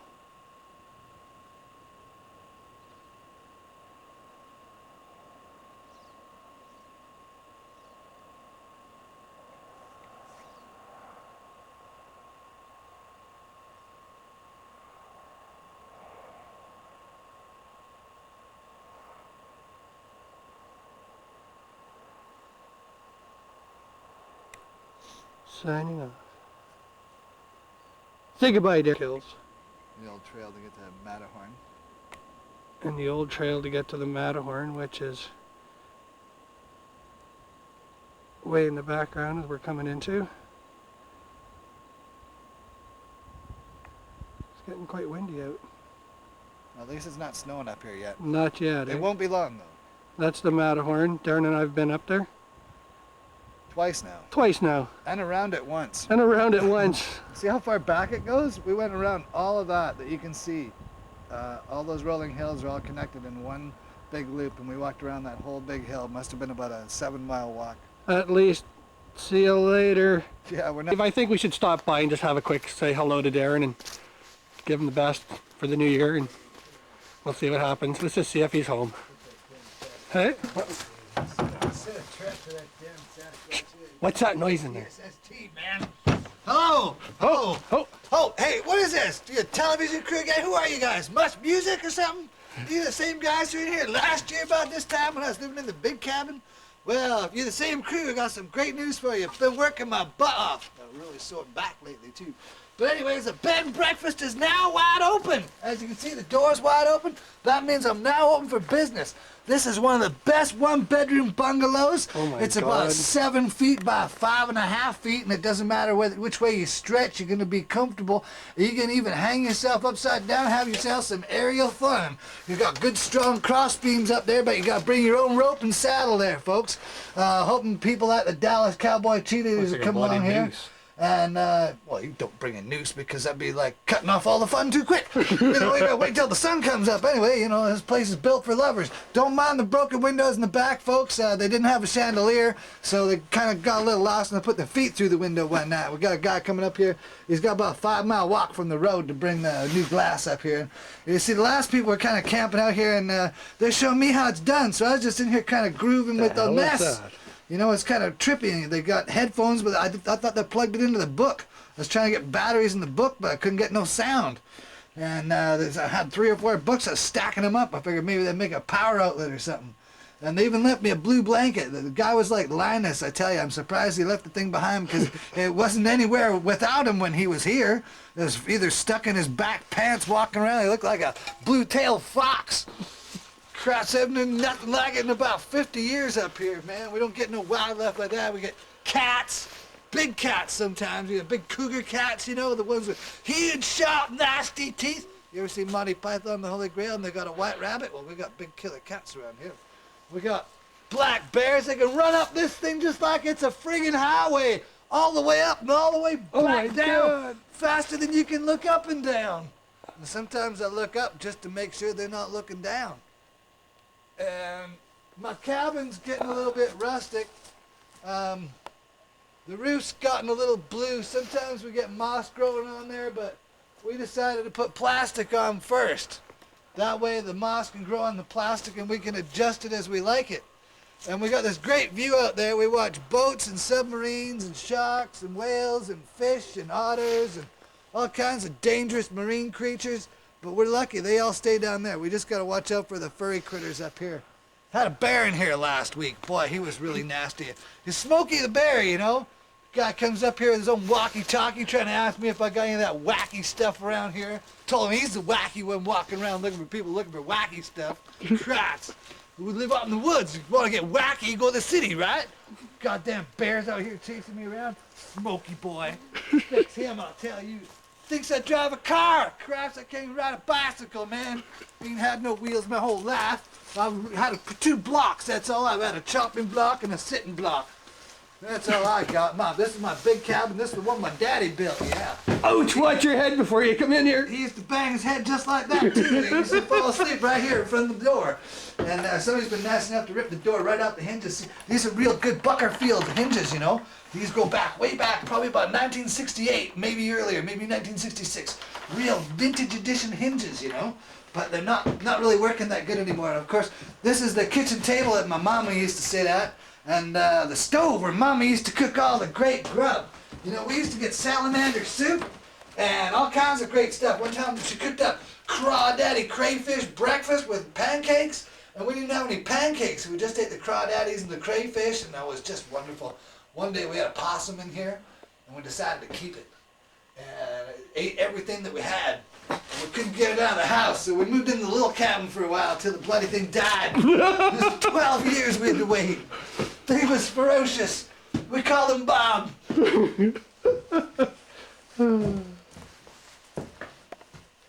Yeah, not much left of this guy. I guess that little raccoon buddy or whatever it was. Possum. Possum, yeah, that's it. He was playing possum, that's right, with the raccoons. Yeah, but he was an import. He was an import Yeah, possum. they're not supposed to be in these neck of the woods. You only get a raccoon. Here for French Beach, there's a wonderful campground here. And we're on our way up the road to show you some other great stuff up West Coast Road. So come on, let's go for some more great adventure. Welcome to Point No Point. This is one of the best resorts along the West Coast Road heading towards Jordan River outside of Sooke. We have their permission today to go on their grounds and show you some of the wonderful sights that they have here. So come along for a great journey down to the beach at Point No Point. We're right at the main entrance here. Here's the wonderful little resort restaurant where you can get your meals. And the cabins are down this way, and just down over the road here is the Jacob Creek Bridge, which we'll go to shortly.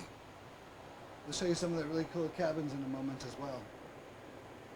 But it's been established here for 53 years this year. That's pretty awesome to have and enjoy and stay in when you come to Point No Point Resort. Look at the tranquility of this place. Just tucked in the hills like it's naturally to be here. This place is so well made and very well maintained. And here we are at Point No Point, heading down to the beach. This is a wonderful reclusive trail here. Opening. This is a true wonderland of trails. They got trails going this way, another trail going off to the left over here. Right. To the right. Look at the view. Get this fantastic ocean view down in here.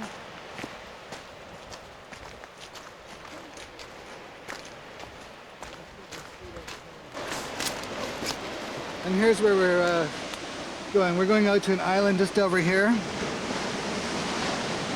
And as we pan further towards the west over there, that settlement area is Jordan River. And then just beyond that last rock bluff there that's dark, that sand-cut beach over there. And then of course in the distance there's the Juan de Fuca Trail on those other 2 points out there. Beautiful day for the beach today. I love the sound of the crashing surf. This is absolutely wonderful. And we're going to take you down a little bit further, down to the beach, out onto the island. This is great. This island. One of the great things about Point No Point is this is a very old trail, and when they made this, they did a great sculpturing job with the local plants. We don't often get this type of canopy on any trail around the Sooke area. This is so cool. You got all this wonderful ferns and drapery moss all through here. And it's quite a bog area in here. Lots of vines, ivy. And again, many options. But we're going to just quickly swing over this way.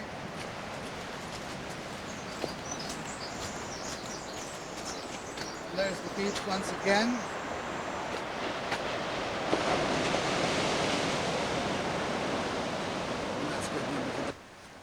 Hello there, we've now come down to the very end of the many trails here at Point No Point, and we're about to head out to the island here.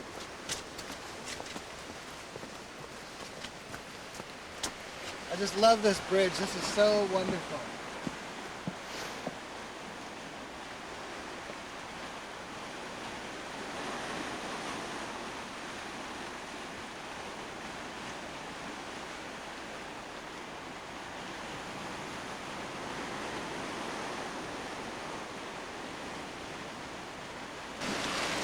What do you think, Andy? You gonna do a bungee jump off here or what?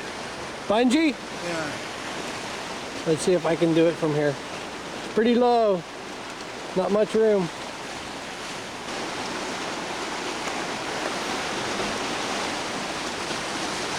There's a huge splash under the road.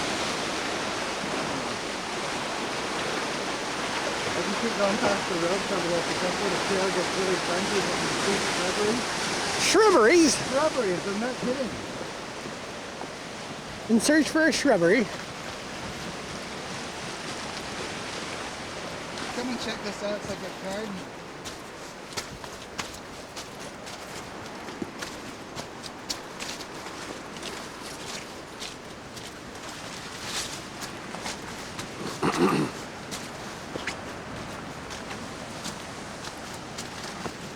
Okay.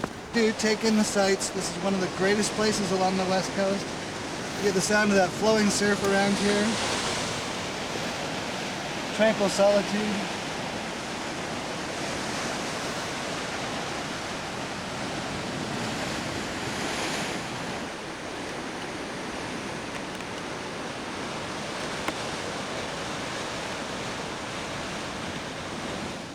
Along Fishboat Road, and looking south along the coast. In the distance down there is Otter Point and Gordon's Beach just this side of it, which we've explored earlier. And French Beach is also tucked just around this first little point here with the houses. So we're working our way further up the west coast. And as you can see, this whole west coast is filled with amazing places to build a home or just come and relax for the afternoon at one of these many places.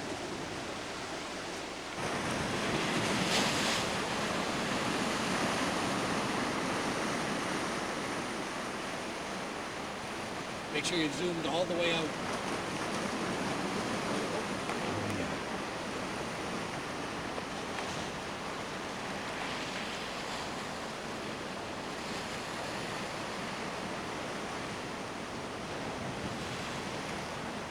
Sweet. Got it all, Andy. Wonderful. Bingo, man. Wonderful. Couple of fishermen out for the salmon. Couple crazy guys.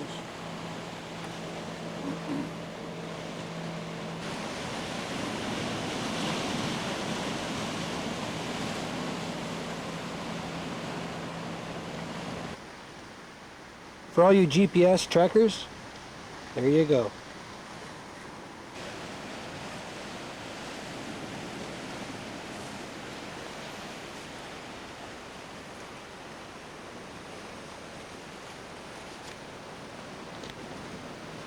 And here we are back at the end of Point No Point. We've come to the end of the trail. We're out on the island and we've shown you all the amazing sights, including that stellar sea lion that swam by.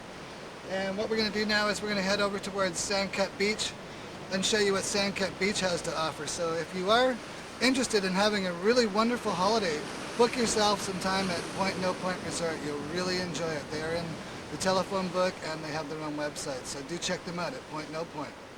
See you real soon, folks. Yeah, for all you guys out there that need to make some points, This place will make you many points. And here we are at Point No Point. We were just talking about how to get points on your scorecard with your lady, and Andy had this really good little monologue which he'll lay on you right now. For all you guys there that need to make some points with your lady friend, this is the point that'll give you the point. Point No Point. That's a good point, Andy. Think so? Yeah, I'm very glad you pointed that out. Thank you. Should we point? Point at the point. Final exit here at Point No Point, going across this fantastic bridge. And we were talking that the last time we were here, about 10 years ago, they had this beautiful net that was all in through here, and maybe we'll be able to dig it through our archives and edit a picture of those in. But this is the new modern version. As you can see, it's all glacier-scarred rock here, and it's quite a deadly canyon to slide into. Yeah, nothing to grab onto.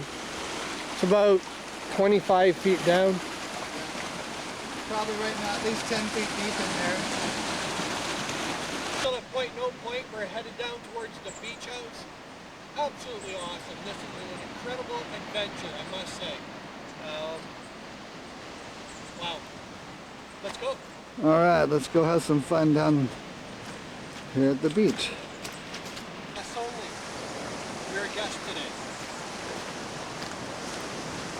So we're gonna go in through the outdoor.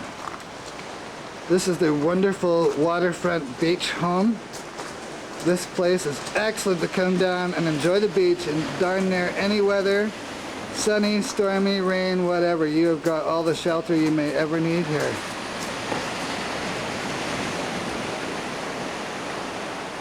So you got these wonderful sandy beaches.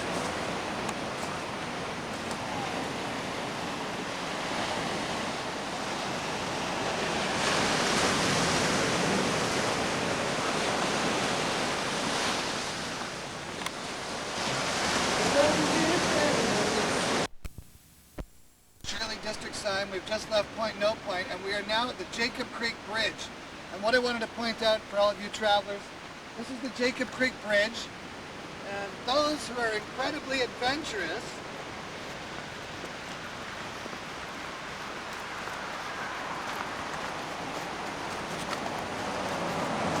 if you come over this side here, there's actually, in the summertime, there's a trail here that will take you down.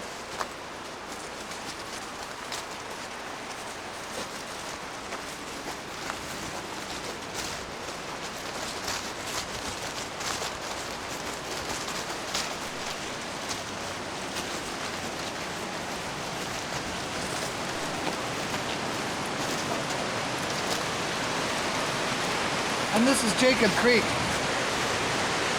And great thing about Jacob Creek is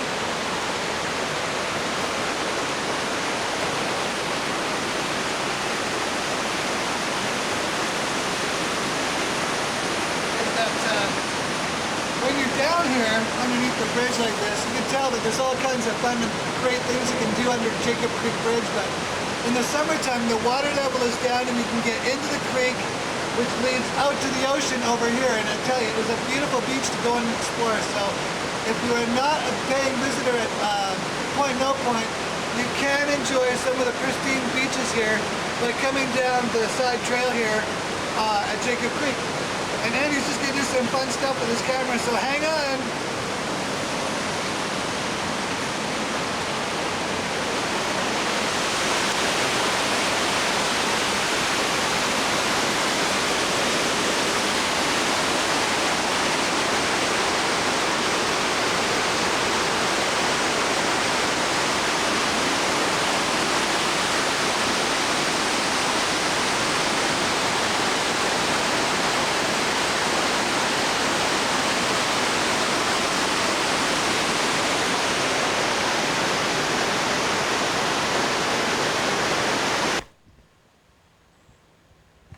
These are thousands of little tiny snails in this pond all over the sandstone. It's breathtaking, they're just everywhere.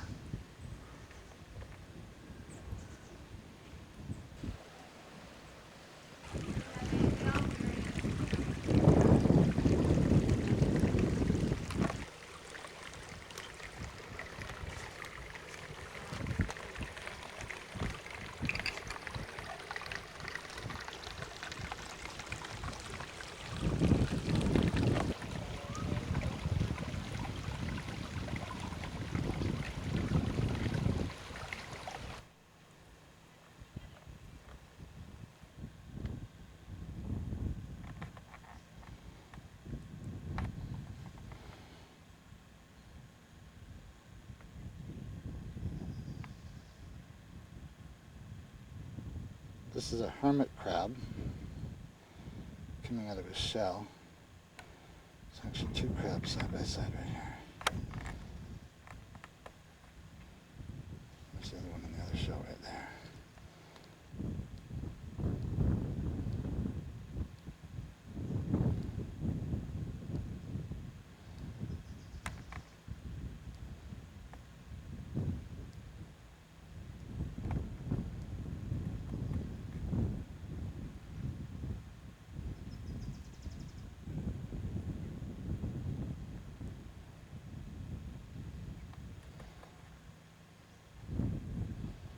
I don't know if they're planning to eat each other or if they even know each other is there.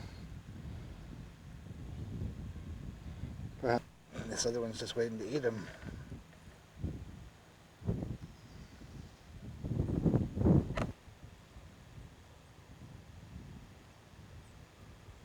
This is another hermit crab with no shell. He's struggling. Oh, actually, looks like he's in a small snail shell there.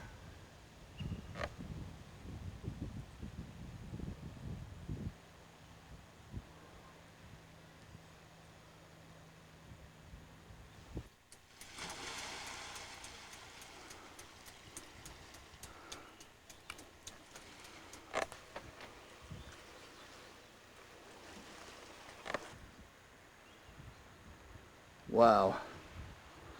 This was definitely the best right-hand turn I could make today.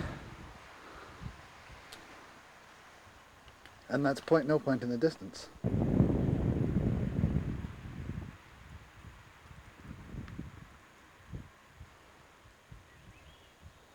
Beautiful. I'm in this incredible shelf section here. Really quite breathtaking.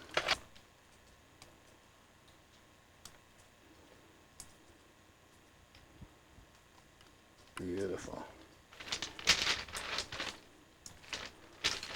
Absolutely breathtaking. That's where we're going next.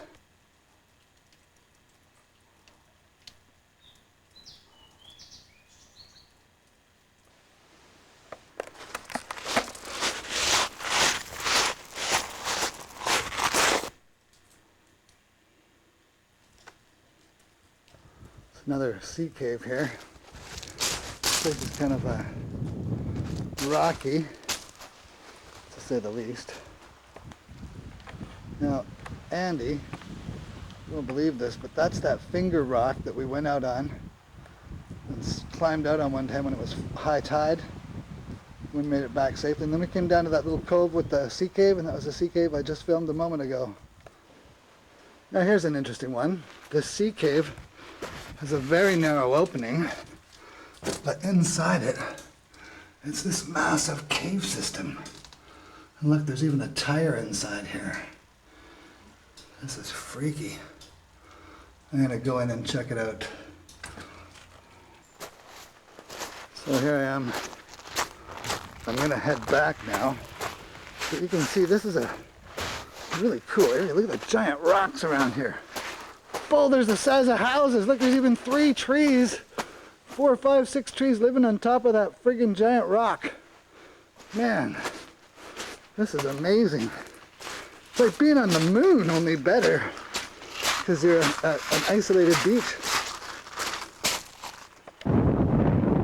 So there's the rock that we were on again, Andy. You remember that hike a few years back? That was the day that we found the 2 bears on the beach. That beach was just back there, in between here and Fossil Bay. And this is, on the other side of that furthest point is Sandcat Beach, where we'll be going to next. So stick around, this is getting really good.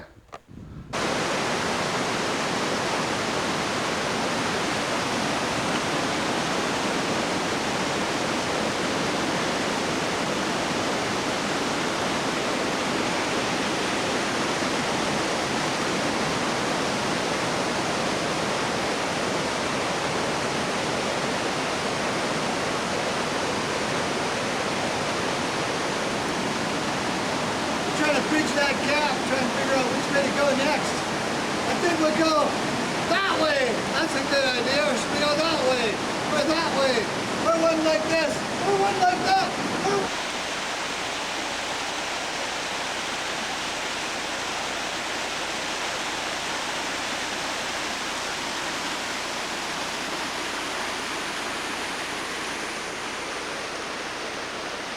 Hello there, here we are on West Coast Road at Sandcut Creek Bridge. Now there's no sign on this bridge, but as you can see it is a concrete bridge and it is very noticeable as you're traveling West Coast Road. The parking lot is just a little bit further up the hill on the left here, and we'll be stopping there very shortly. But before we go there... So anyways, let's go over and talk to this meanderer over here. I'd like to point out this famous signpost, and somehow I feel a little bit responsible for this because back in 1999 or 2000 when I was writing for the Positively Sooke magazine, I'd made mention of Sandcut Beach, which a lot of people didn't know about, some of the locals included. There used to be a wonderful sign they erected here shortly after my story came out, but as you can see somebody's taken it off the mount and they've got it in their collection somewhere. But this is a great place, Sandcut Beach, and we're going to go a little this way and show you why this place is so spectacular. So come on for a little journey here. This is going to be really cool, like all our little journeys are. And the sun is shining. It's winter time, so it's a little bit cold, but we like to feel that we can hike year round here in Vancouver Island. It's a little windy. As usual, we've got some really fun terrain to play with. Particularly when it's really windy out, we get windfall like this where gigantic trees of humongous size, 300 feet or taller, get blown over and... 300 feet or taller? They do! Well, you know, I'm just thinking that's a big tree, man. It is. But oh, there's actually two of them side by side here. Yeah, well, I mean, look up. The ones here are probably, what, 70 feet here? Yeah. And these are just thin ones. I know. We know where they're... To give them an idea, I can't zoom out anymore, so I have to stand back. So it's a fairly big tree. You can see it's at least like 9 feet across, just the base of the tree roots. Yeah, I almost feel stumped at the moment. Oh! Yeah, but you know, we climb on property.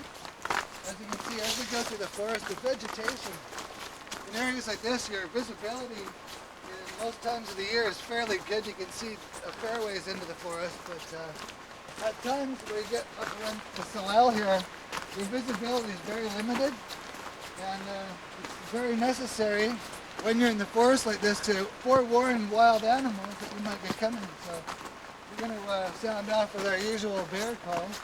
Hey-o! Hey-o! And we owe that to our good friend Bruce. He's an artist, and when we get to Port Renfrew and our other countries, we'll get to meet Bruce. So as you can see, this trail is filled with lots of really good workout material and has some of these wonderful plankboard sections. And these really are nice feet to walk on, indeed. And by some of these beautiful larger trees. This is part of the original bridge that was here way back in the 80s. It's been maintained a little bit to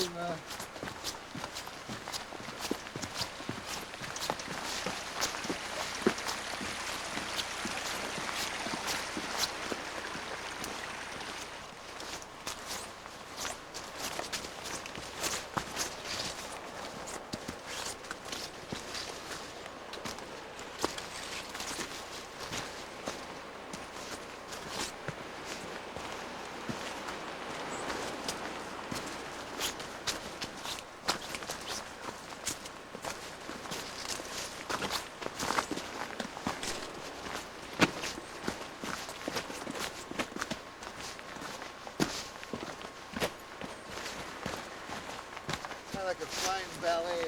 It takes years to learn how to do that. All you have to do is have lots of confidence. I blew a shoelace. You did? Yeah, it's okay though. It's still together. I just blew it. May I warn you? Over, what's the word I'm looking for?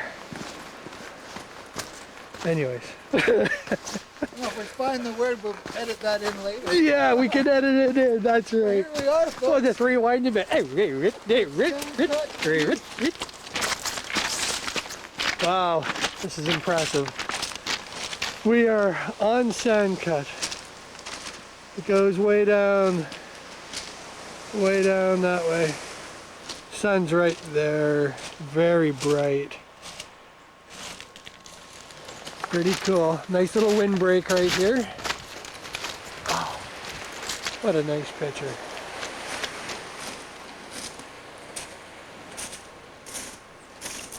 As you can see, everybody, we have the whole beach to ourselves. The whole beach, yes.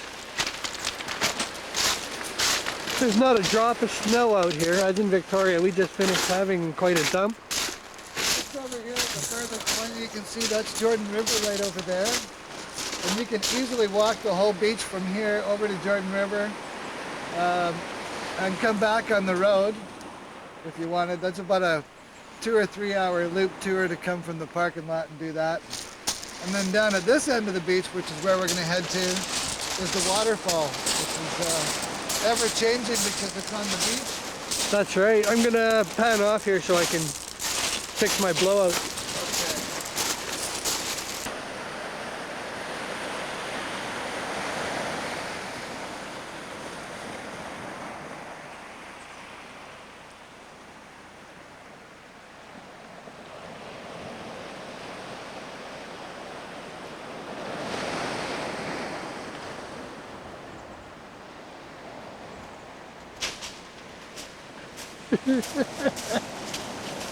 Darren's got his go fasters on. Pretty awesome place, that's it. I'm surprised the tide's this low. Got a fair bit of beach to play with.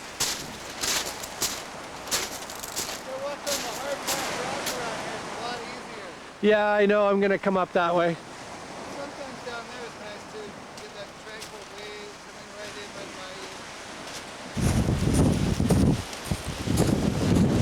So here we are at Sandcut Waterfall on the beach. It's a really great place. I don't know if you can hear me too well, but it's such a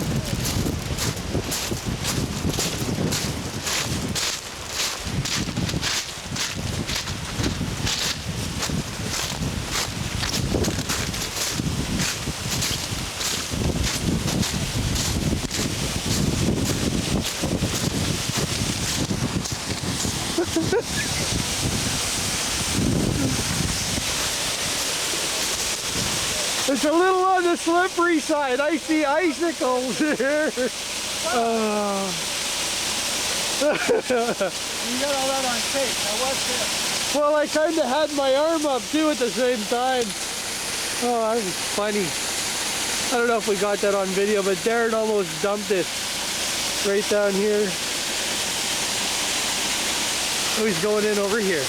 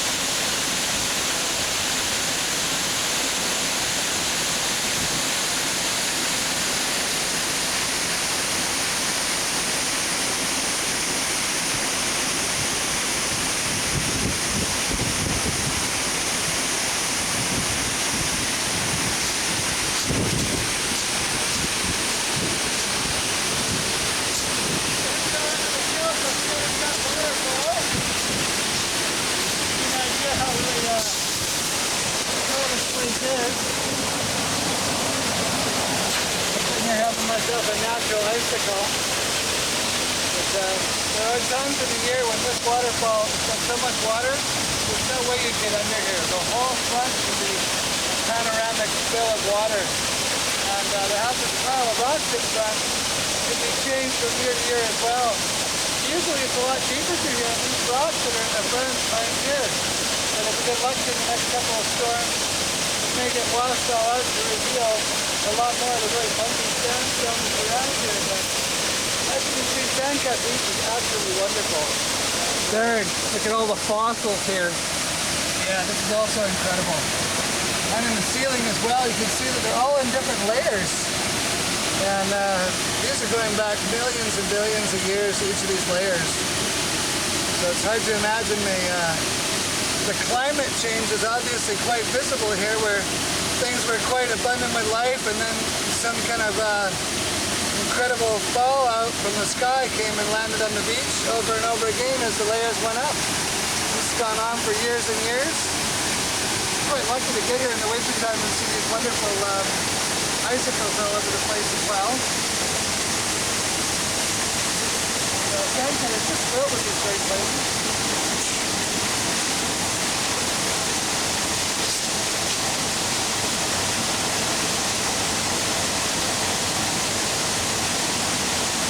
Look at that shell.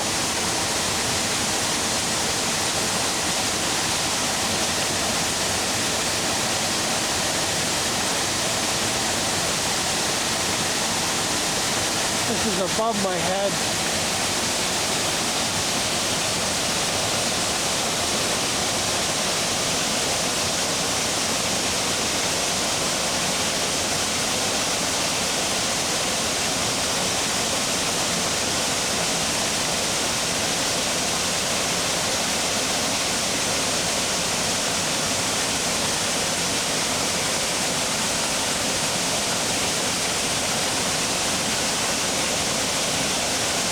Pretty awesome.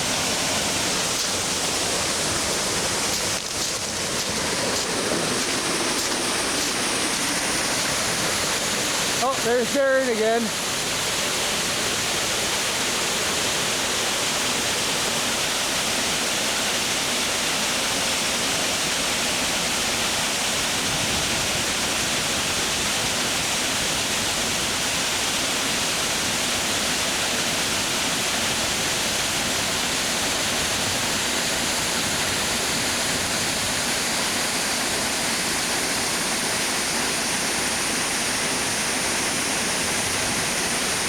Hope Darren chickened out. He didn't feel like jumping on it. It's a little high up right now. The beach is ever changing. And I have to run and jump for it. It's quite the beach.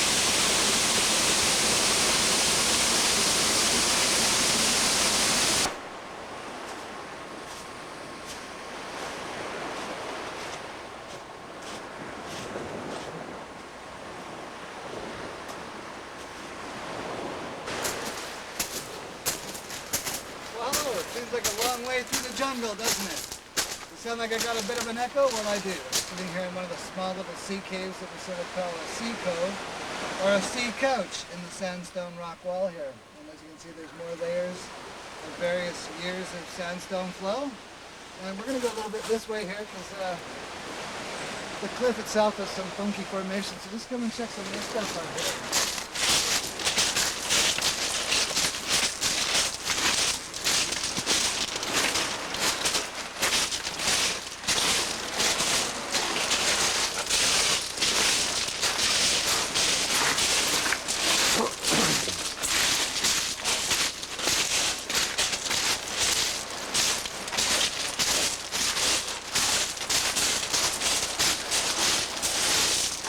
As you can see, there's a lot of really funky sculpture, and we find a lot more stuff like this out around Port Renfrew, Botanical Beach and stuff.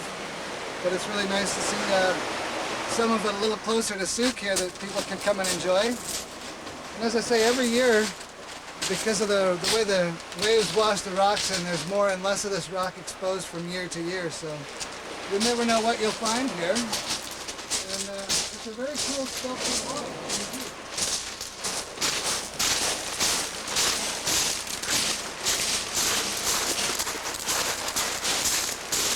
Look at the icicles right above your head. Here's a beautiful mussel shell, which is quite common to these beaches. That beach, one of our favorite places. Still, we have pretty much the whole beach to ourselves, and if we go just a little bit further this way.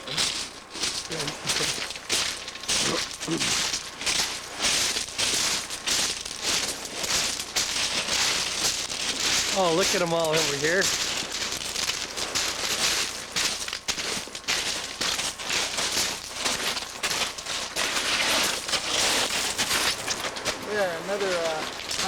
amazing sight here at Sandcut Beach. You won't find these here in the summertime. January, that's why we have this winter effect here. So yeah, what a wonderful beach. And the beach pretty much ends over here at this big wall of rock. It ends up on private property after that point. Just when you thought you'd seen the last of what Sandcut Beach has to offer, well, stick around. We're going to show you a little bit more about what we know about this incredible place. Still off of Sandcut Beach. What a life.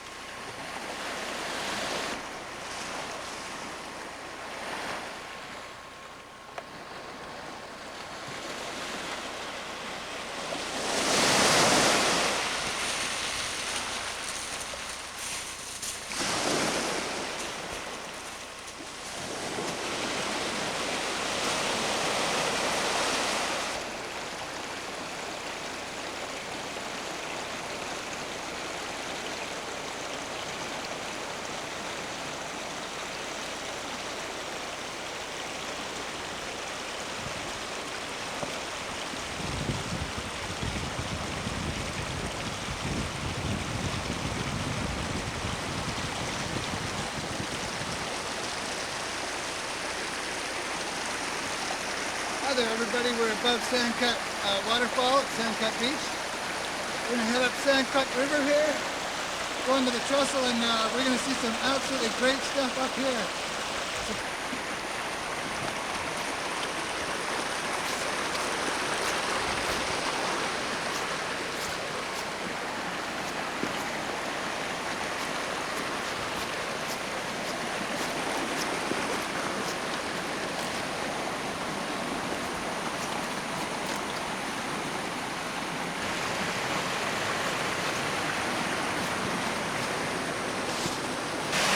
Water flowing over here.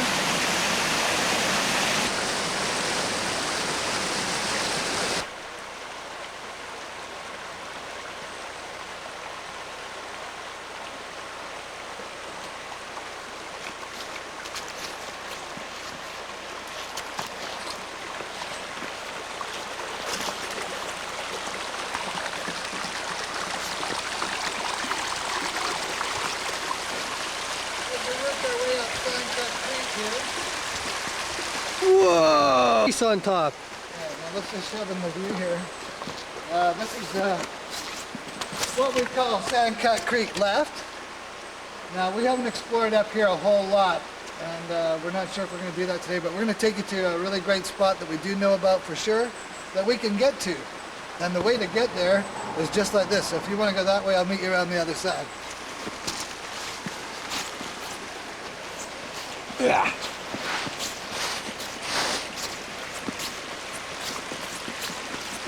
Baby steps, baby steps, baby steps. Here we are once again at Sandcut Creek. And as you can see, it's quite a unique little place here with all these windy little pools along the riverside. We're going to attempt to go up the river here. So let's just see how far we can get with using our own discretion today.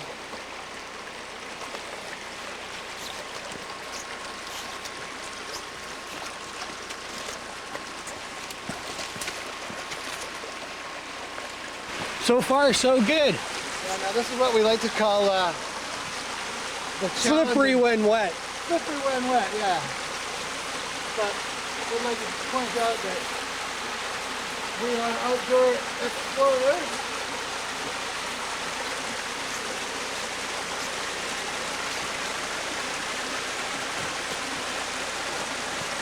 Oh yeah, like this is a little bit slippery here.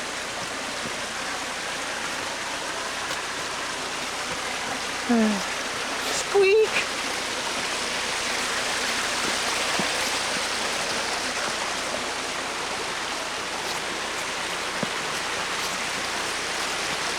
At this point we're going to have to cross over.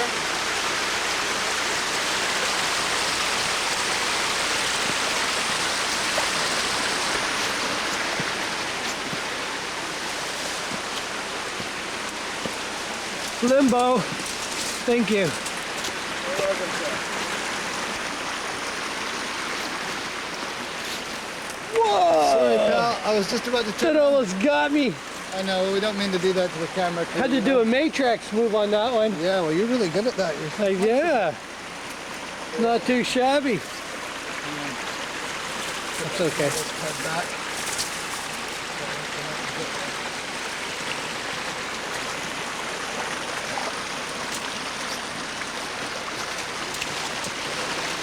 Icicles.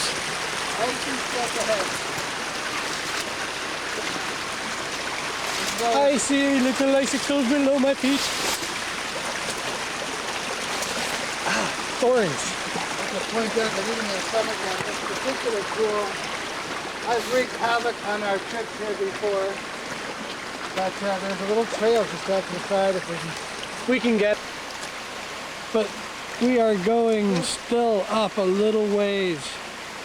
It's absolutely beautiful.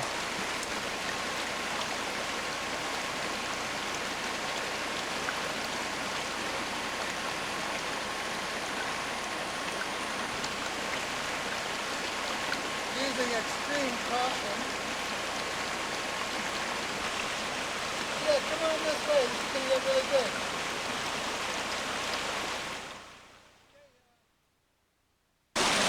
If you notice the beautiful formations here out of the sandstone, these are the potholes, basically what the Sooke potholes is famous for as well. These really beautiful little indentations in the rock of various sizes and shapes. And all the tide pools down the river here are basically the same thing, they're just filled in with water right now. They make it through safely here. Alright, well done. Flip it.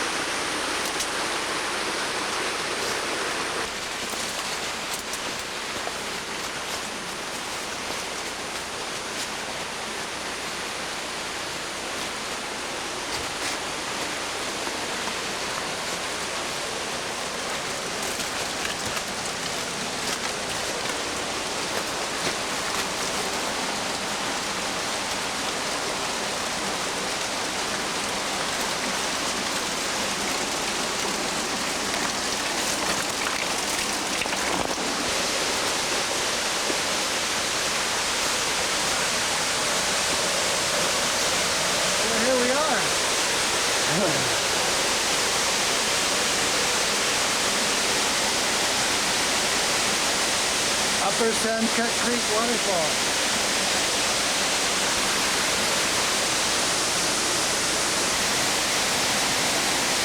There's Darren.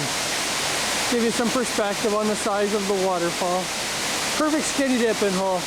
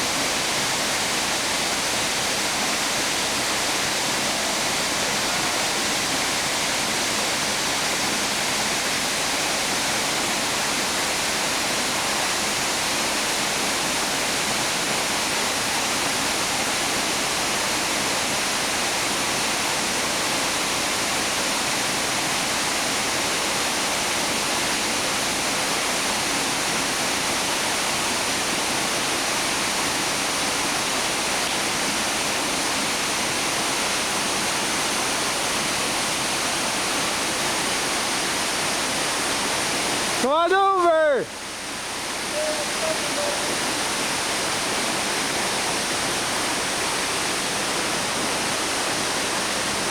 You can still find seashell fossils up here, which is, look at this. Is that not tropical or what? Tropical prehistoric. Ferns. Yeah, let's take a walk over.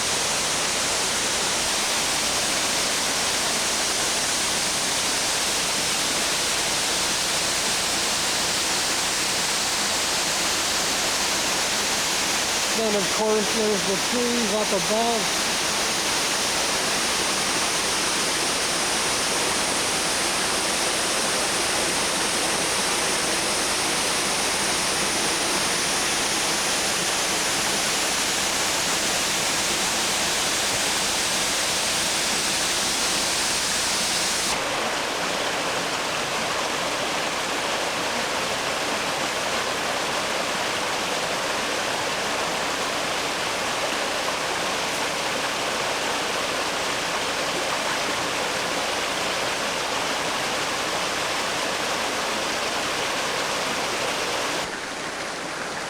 Well, everybody, we just finished a really good expedition coming up Sandcut Creek. We've come up the side of this creek before, way up on the bluff, but we decided today to come down and get a closer look at this waterfall for the very first time. We've seen it on our trip up here a couple of years ago, but never did we get this close. And we're going to continue to push up even further, because that's what we do.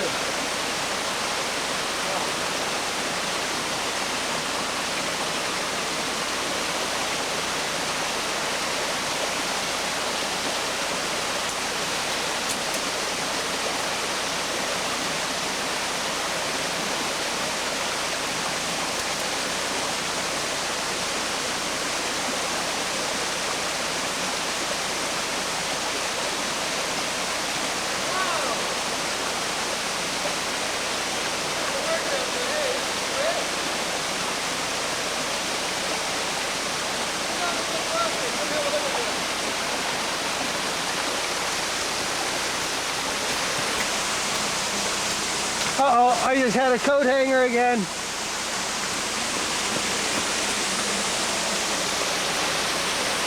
Certain branches keep taking my toque off on me.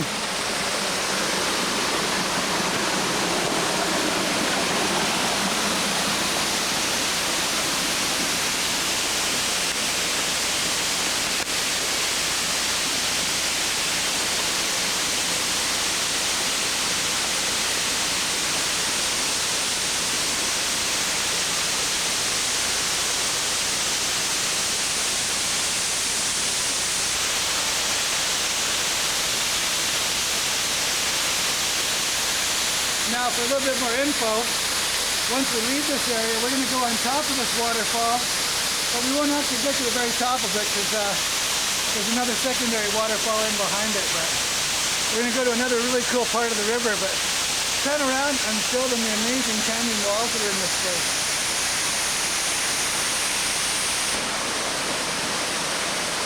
There's Andy suspended on a log over top of the creek,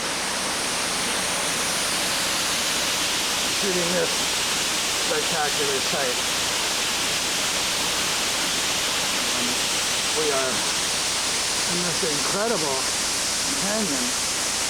As you can see, it's got some rather enormous cliffs here, all the way to the tops of the trees there, and then back out the canyon that way. That's the way we find Andy doing his reverse shuffle.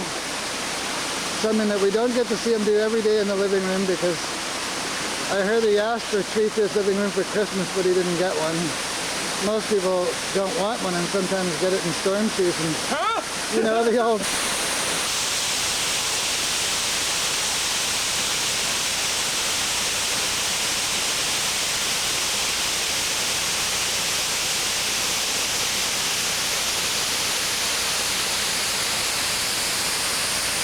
down on Sandcut Creek, way up in an area where there are like no trails to get to this spot.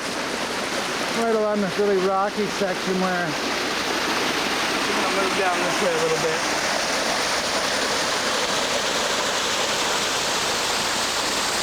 Show you a little bit about where we're at here. We got Andy crossing the creek over here. You can see. Wow!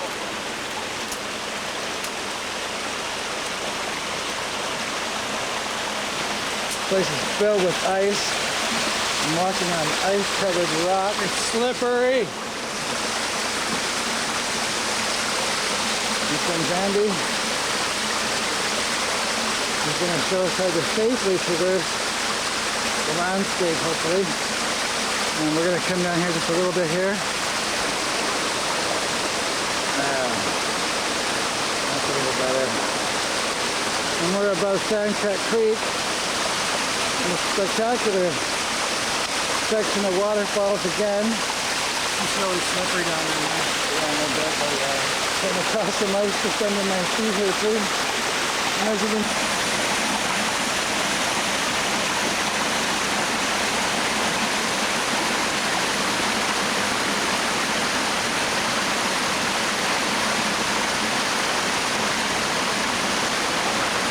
So here we are, see some new stuff. And as you can see, this is an amazing creek. It's got an amazing history to it. Probably this might have been a lava flow tube. It's hard to say how this was actually created because you've got all these different cascades that are coming down. It's kind of interesting because it comes around the bend there and then it opens up and gives you that heavy rock shelf on this side. And then this side right here is all forest. Like it's all level right through here. yeah. We're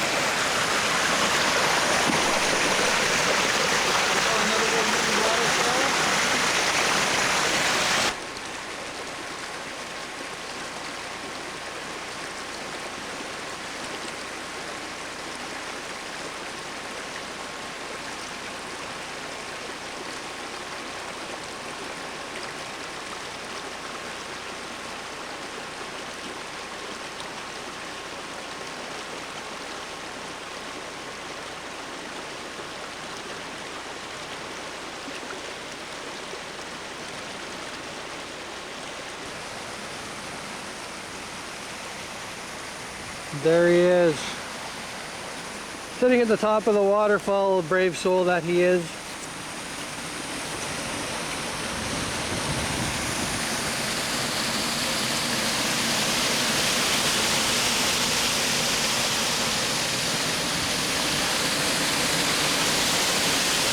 There's a waterfall for you.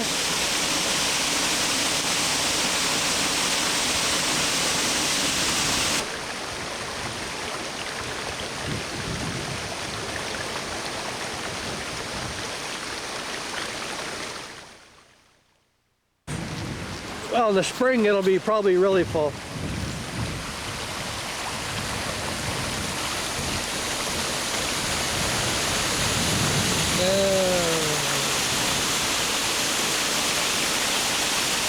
Pretty incredible, isn't it, eh? Just the thought of standing at the top of the waterfall here is kind of a peak.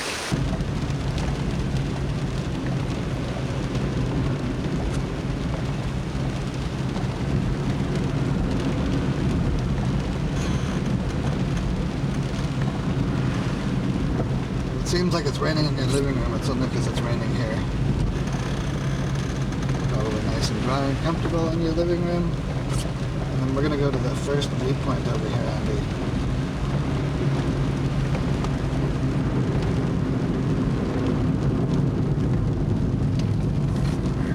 Yeah.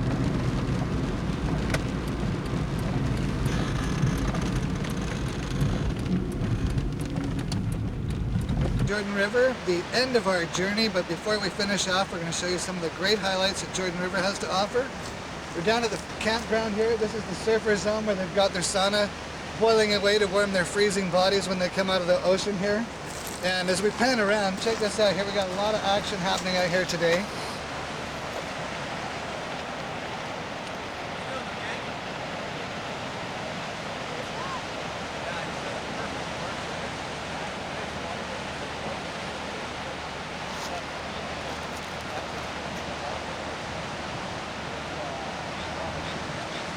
Watching some of the wonderful outdoor kayak fun that they're having here today. We've got, this is kind of rare, usually there's just surfers out here, but we all have all kinds of boat activity out here today. Is that a... Oh, he just flipped it. Yeah, not the best place to be having a He's dinner. hanging in there. Oh, over he goes. Oh, look at that, he's standing in the water. Too funny. Hard to get back on board once you fall in this drink. Hey there, puppy, how you doing? You want to be down over here, this guy's going to lunch. And this is the town of Jordan River. Jordan River, yeah. And here we got a guy in Noah's Ark ready to launch. Noah's Ark.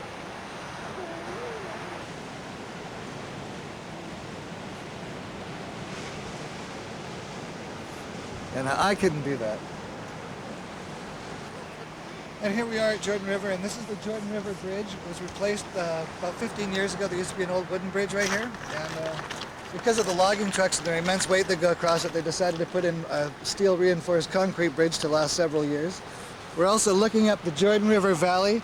This river looks, you know, pretty casual right here, but we know a lot of the secrets about Jordan River, and we'll be showing you those a little bit later in another movie in the future. So stick around, we're gonna go cruise over to Shakey's for something to eat, and then... Finally launched himself. It's like the Battle of Evermore finally came in. Look out, he's gonna hit a crow. Oh, that was close. Check out all the action out there, it's amazing. Boats go in every different direction here.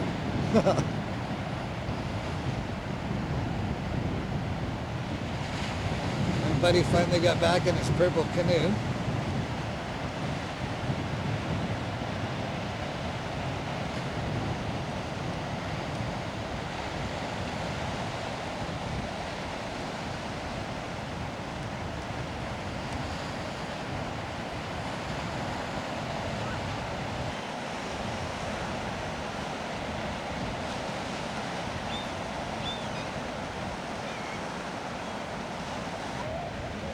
You can hear him.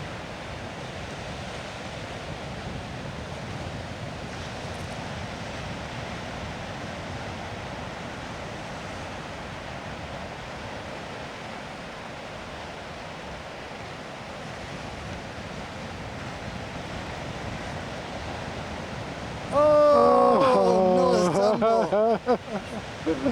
Oh, that's too funny, eh? They probably don't think so. What a job it would be to get back in there. I know. And here we are at Jordan River at the surfers' saunas that they have here right at the ocean side. They've been developing these for a number of years and always improving them. And as you can see, there's a lot of surfers and kayakers that use the area, so it's very necessary for them to have these warm rooms to retreat to after their fun in the ocean. Because that ocean water really does get to you, believe me. Even if you have a wetsuit on, it gets at any opportunity of your flesh it can. And then down in the distance over here, we're looking at the island at Point No Point where we were earlier. And then we have Sandcut Beach over here. And then Jordan River, the first viewpoint where we pulled in. And the incredible beach here. As you can see, it's very, very rocky here. But as the water retreats, you get all these wonderful little tide pools in the rocks. And you can find all kinds of things in there, from little crabs to eels, little sculpin fish, small starfish, the odd shrimp. And you never know what you'll find, what the ocean will wash in. So come on out this way, it's really great. We're going to go across the bridge and show you a little bit more fun and adventure in a moment. So stick around. We're at the forest here. And you can have your nice little campfire, and you're right by the ocean here, and all the luxuries that you will need, like a grocery store and everything, is right in Jordan River. And here we have the incredible surfers fence, and some people have taken the time out to do some really wonderful pieces of artwork on here. If we admire them little by little, each one is kind of unique. Inspired by people's experiences here on the West Coast, no doubt.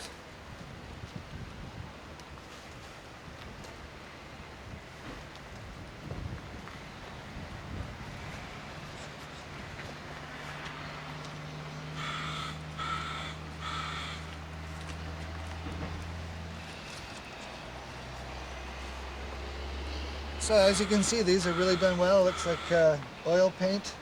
So these will last several years, and really quite a nice collection of artwork, I gotta say, in this wonderful outdoor gallery at Jordan River. So we're gonna go across the bridge, so stick around.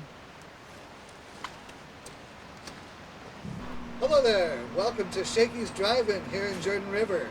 I was gonna order myself a Cougar Hound Dog, but they seem to be closed at the moment, which is rather unfortunate because they got really good food here. It's too bad they're not open. I always had to order a cookie too, that's one of Andy's favorites. What did you want to order today, Andy? I was hoping for a surfer's ball, but well, I would like to... I think that's what they call them now, you know? They call them surfer balls. Yeah, I'd like to show you this. This is the public telephone surf line. This is one of the only telephones you'll find between Sooke and Jordan River. There's another one back at French Beach. And over here is the ocean with this wonderful blackbird. Where'd he go? There he is. Step across the street. We always have to be careful around here because there's always big trucks on the move. Yeah, they're big, that's right.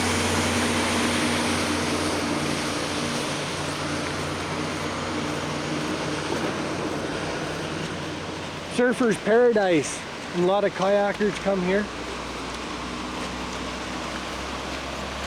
You can see it's got a nice wave out here. It's a big reef out here, sand reef, and as the waves come in, they break right there. It's absolutely awesome. It's a nice wave.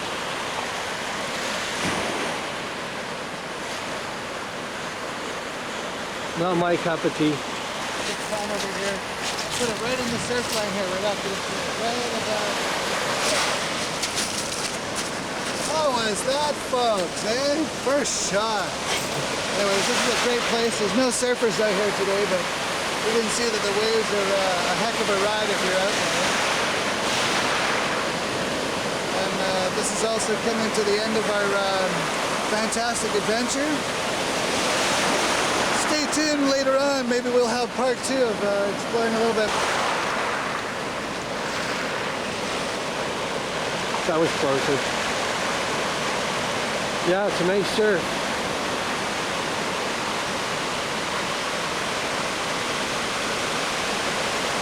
I'll show them the campground over here.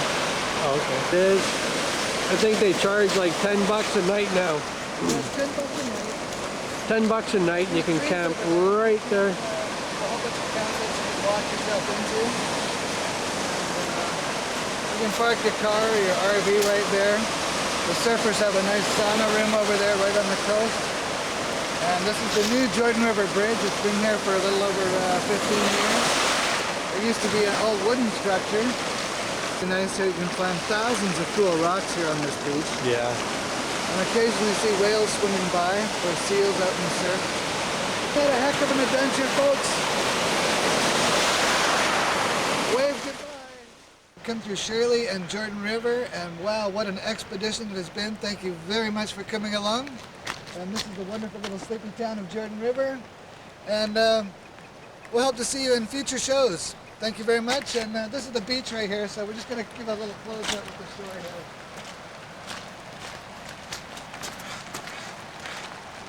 Okay. We're down at the beach at Jordan River, and this is probably the exact spot where we'll take off in our next film when we do our Juan de Fuca Trail show, because this is actually the trailhead of the coast part of the Juan de Fuca Marine Trail. It starts right here and heads all the way around over to China Beach. And we'll be doing that in the near future. So we'll talk to you in the next film. Thank you very much for coming along. From DNA Explorations, from me and Andy, thank you all very, very much. Yes, thank you. Have fun. Bye for now, everyone. See you in the movies.